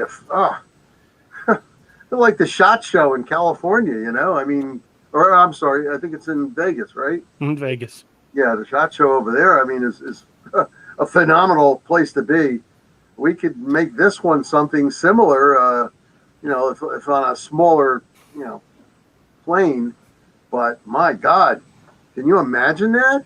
I mean, that would be a yearly thing that people would be looking forward to coming to. It'd be awesome. Oh, That would be freaking awesome. yes. And it's an easier place to reach than, Las Vegas, Nevada. Take a bolt gun. Bolt action, 416 Ruger and an AR-10 pistol and 338 Federal. If I was worried about 15 feet tall creatures. Yeah, if there was something that big, I would just take a genuine 50 caliber. Well, the Czechs make I would take the machine fed. the Czechs make a crew-served sniper's weapon called the Technika Destroyer. It's a 20 millimeter sniper's rifle. Mm. A what? 20 millimeter. It shoots a 20 millimeter autocannon round. I mean, that's something. It takes two people to move the weapon, though. That's something they have on ships. Mhm. Yeah. Wow. Well, Barrett, they did a 25 millimeter sniper rifle to be used against vehicles, and I think the project fell through. It made it to the test phase and was actually being field tested by a couple of units, but then I didn't hear anything more about it. Let me see if I can Google anything about that real quick. I try to keep up on the gun news.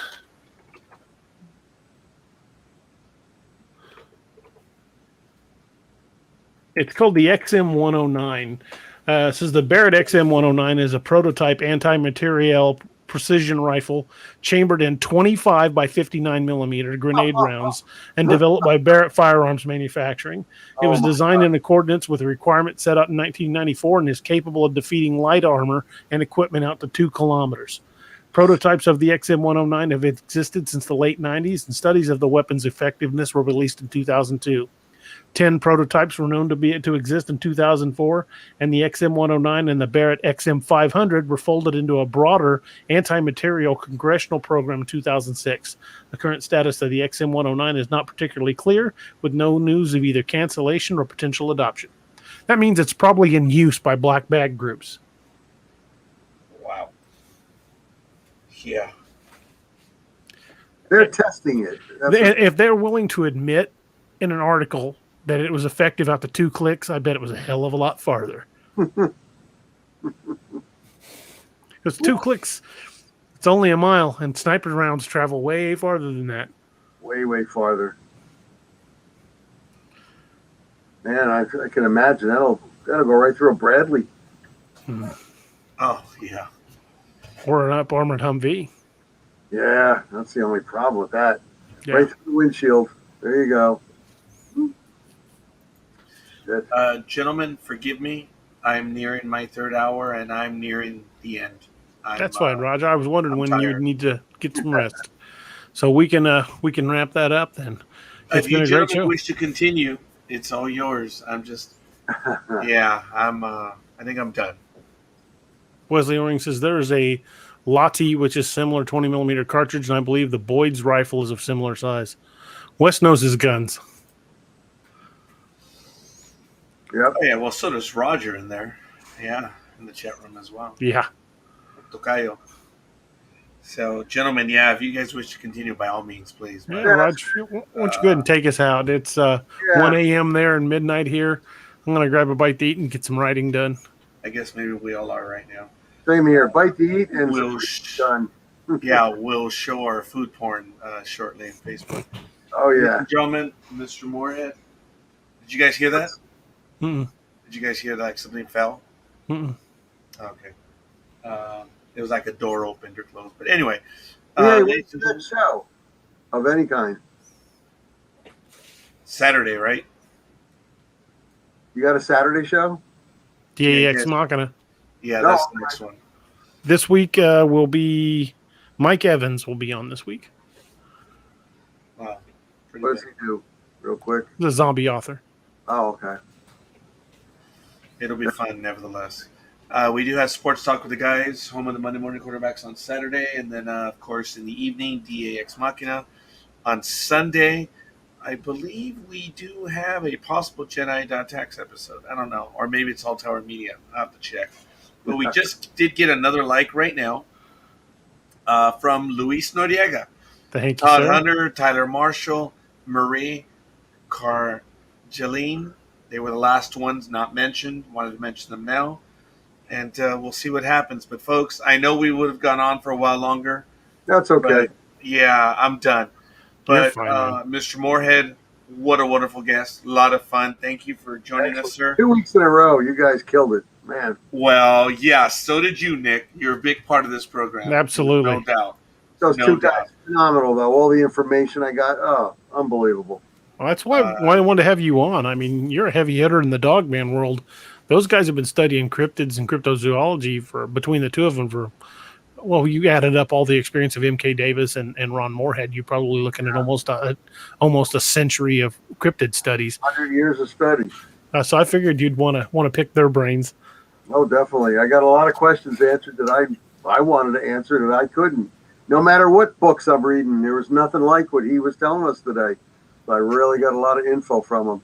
Like I said, I don't just do Dogman. I do all of them, all the cryptids, and it's just a lot of fun. Absolutely a lot of fun. Yeah, I'm always looking at different types of cryptids because I'm always looking for possibilities for new books. I got an idea for you for one book dealing with the Mothman. I mean, That might be pretty cool. Did you? I mean, he flies now and he can do shit. So Did you guys see the excerpt from Apex Predator Dark Moon that I put in the most recent promo? oh, I saw something. I actually put a little piece of what's going into Apex Predator Dark Moon. Let me see if I can find it real quick and I'll read it if Roger doesn't care. Not at all. You gentlemen continue. It's all good. I would love to stay for it. I think I really am spent. Okay, Roger. You guys continue. Look, it's beautiful. Nick, it's always been a pleasure having you on. And Thanks for having me on. it's, Really, it's, this is amazing. I'm not even asking you to be on. You're expected to join us at your leisure. Anytime That's you the way want, you're always a welcome. we're not asking you. You're there and you have a spot here with us. That's what I mean. Thank you. That's excellent. So, hell yeah, man. And from the very beginning, DA, you duh man. You duh Roberts. Thank you. Or man. you are diverse. I'm not letting it go because Man, it's phenomenal. I'm telling you. I don't want to blow his head up, but I am telling you. I can't wait to blow through my other 4 books so I can sit down with my Kindle or my my hard copy that I have and start going at it. I found that excerpt if you guys want me to read it. Yeah, go ahead. You go ahead. I'm gonna have to read it later. Okay, Gentlemen, Godspeed, and we shall speak to you soon enough. Maybe later on this week. Just right now, Go get some. I've got to behave. Go get some rest, Raj. Take And care, eat. Good night, gentlemen, Good night, Good night. Raj. and everyone else listening. Thank you. It says, crouching beside the deep impression in the soft soil, Will Gray Eagle examined the print. Micah stood over him, his rifle at the ready. 5 toes ended with claws at the tips, and the depth of the print indicated an animal that weighed well over 1,000 pounds. There was a pungent odor lingering in the air as his heightened senses took in every detail. This wasn't the scent of the Ulunga doglala. This was different. Musky and strong with a lingering hint of rotten meat and urine. What is it? Asked Micah, dreading the answer. Gugway, replied Will Gray Eagle. Looks like a big one. Just the one? Asked Micah, glancing around nervously. No. From the other impressions, I'd say we're tracking an entire clan. Oh, We need to get the hell out of here, said Micah, keeping his voice low. Without the others, we're no match for an entire clan. What choice do we have? Asked Gray Eagle. If they get there first, all is lost. We have to risk it. Hoka hey, muttered Micah. oh yeah.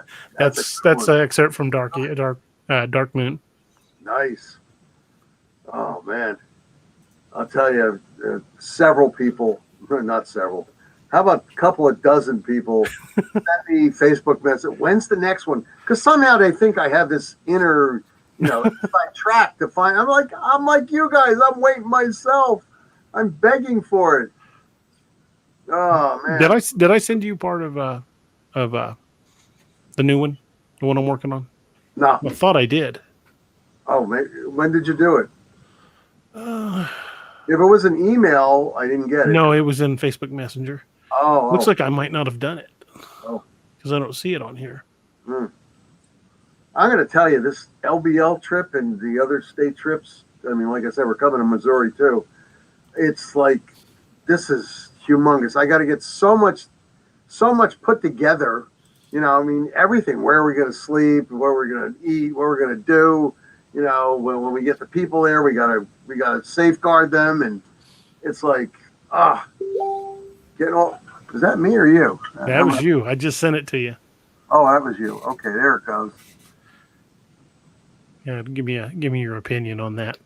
That's about What the hell just happened? 14,000 words. That ballpark. Yeah, Robert. It's in your Facebook Messenger. Yeah, I'm trying to pull it down. There it is right there, an attachment. Okay, an attachment. Oh, I see. I got to click on that. Thank you, Roger. Roger Peacock says I'm really looking forward to that one. Open file. Come on, open. Hello.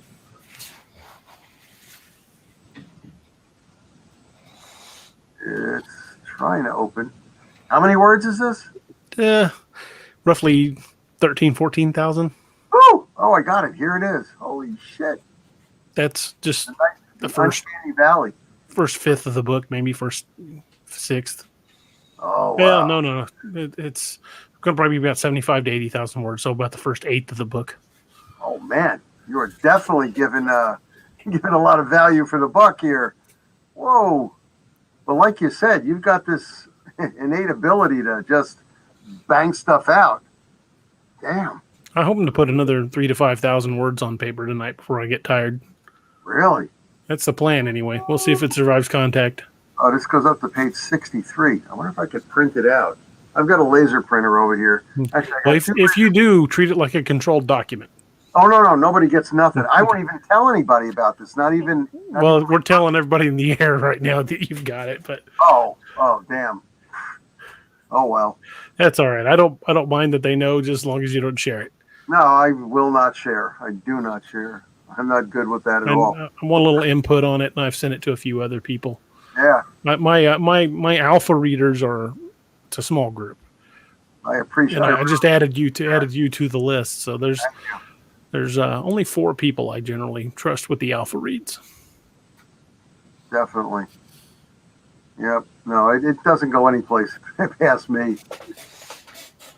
I found a strange feature on the newest version of Microsoft Word. It will read it back to you. You can have the document open in Microsoft Word and click read aloud, and it will read it back to you word for word. I was playing with it the other night and found a couple editing mistakes that now this is raw. This has not been edited in any way, shape, or form. This is other than me catching stuff as I'm typing, this has not been edited. So there may be some wrong word choices or misspellings. If you see anything like that, point it out and I'll fix it. All right. Just tell me what page, what line, that kind of thing. Oh, definitely. Oh, this is exciting. But what do I do? I guess I have to stop reading the other one and hit this one. Well, it won't take you long. It's not that many pages. Yeah, it's 63, but still. I got to see. All right, are we connected over here? Oh, shit. Somebody disconnected me. That's not good. Like I said, I got 2 laser printers, one regular printer for color, and shit, my USB ports, I ran out. What the hell? Somebody must have been using this on me. Oh, shit. Disconnect something. Getting a lot of tones. Something's getting connected. I just disconnected something, and I'm connecting something else. There we go. There we go. Let's see if this will work now. Printer. It's formatted by I write I put the default document size in my books when I write at 6x9, the same size it would be in the print edition. That way, it gives me a more accurate feel of how big the book actually is going to be. So it's actually formatted at 6x9. So if it prints on a normal size paper, it might not take up the whole paper. It might just be. Oh. Or you can select all and change the page size back to normal if you want. But you'll have at that point you'll have to tell me chapter and line and paragraph instead of page numbers, because the pagination will all be off. Yeah. Let's see. Should give me which printer I want to print this on, but it's not doing that. I don't know why. Shit. Oh, okay. Here we go. What are we doing here? That's that one.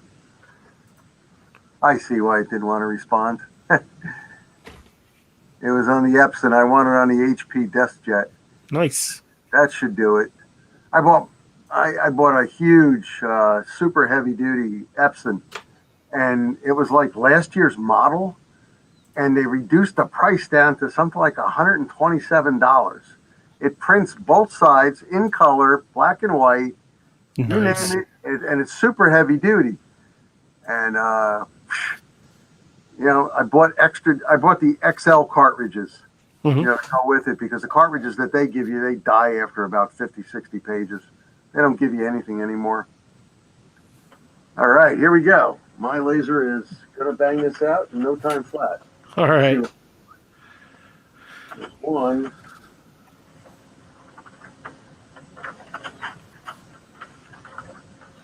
Oh, this is coming out real well. Nice. Yeah. Oh God, look at this. Oh, I gotta thank you, man. Woo. Oh, perfect. Yeah, this prints out perfectly. Nice. And believe me, you never have to worry about me spilling the beans on anything. I don't. Definitely don't do that. Well, I appreciate that, sir. I value your input. Are we off the air now, or? No, we are not. I'm getting ready to sign out, though. All right, I better watch out what I say then. Yeah, don't start reading out loud or anything. No, I wasn't going to do that. I was going to say something else. Oh, okay. Well, we'll go ahead and get ready to close out the show. Folks, I want to thank you guys for coming in tonight, and I want to thank Ron Morehead for coming on and talking about the Sierra Sounds. It was a great show. We learned a great deal about not only behavior, but about the nature of Sasquatch and the nature of the Sierra Sounds. And I think Ron's on to something. I think your intentions will mold your results. If you're researching in an area and you're going out with hostile intentions, I don't think you're going to find anything. I think it's going to avoid you. But just be careful, be alert, look up. Don't forget to look up, and don't forget to protect yourselves. I mean, we're all we've got. So protect yourself and don't go alone. And thank you guys for tuning in. And I'm glad Roger's on the mend. He still worries me, and I'm still keeping an eye on him. And I want to thank everybody for all your kind words and all the well wishes that we got through the pages for Raj. I'm sure he appreciates that just as much as anyone. And I'm happy that it turned out that he's okay, because when we first got the news on DAX Machina the other night that he was taken to the hospital by ambulance, we didn't have much information. I was pretty worried. That's why I ended the program as early as I did. And I just want to thank all of you guys for sticking by and all the kind words we got from everybody. And I can't tell you, I probably had 20 people blowing up my phone the next day. Hey, how's Roger? Hey, how's Roger? It was like spent 2 hours just answering messages that, telling what I knew. So thank you guys for that. And don't forget to join us this weekend. You got Saturday morning sports talk with the guys, Saturday evening DX Machina with our guest, Mike Evans, horror author. Mike's a good dude. He's a great writer. And I think you guys are going to enjoy having him on. And then on Sunday, we will have a unspecified, either going to be Jedi Tax or the boys over at All Tower. Roger wasn't sure which, and I don't have the list. So it'll be one of the two of those. And then, of course, on the 24th, we've got a very special edition of the Nightmare Hunter. Watch for details. They'll be releasing that. Roger will probably program the show tomorrow or the day after. If not, I'll get after him. But it's kind of a celebration edition. So hope you guys will join us then. And then again, thank you guys for joining us. Thank you guys for being here. Thanks for all the support and all the likes and the shares and everything you do. You guys are the best, and you're part of the family. And with that, I want to say good night and good health and be safe.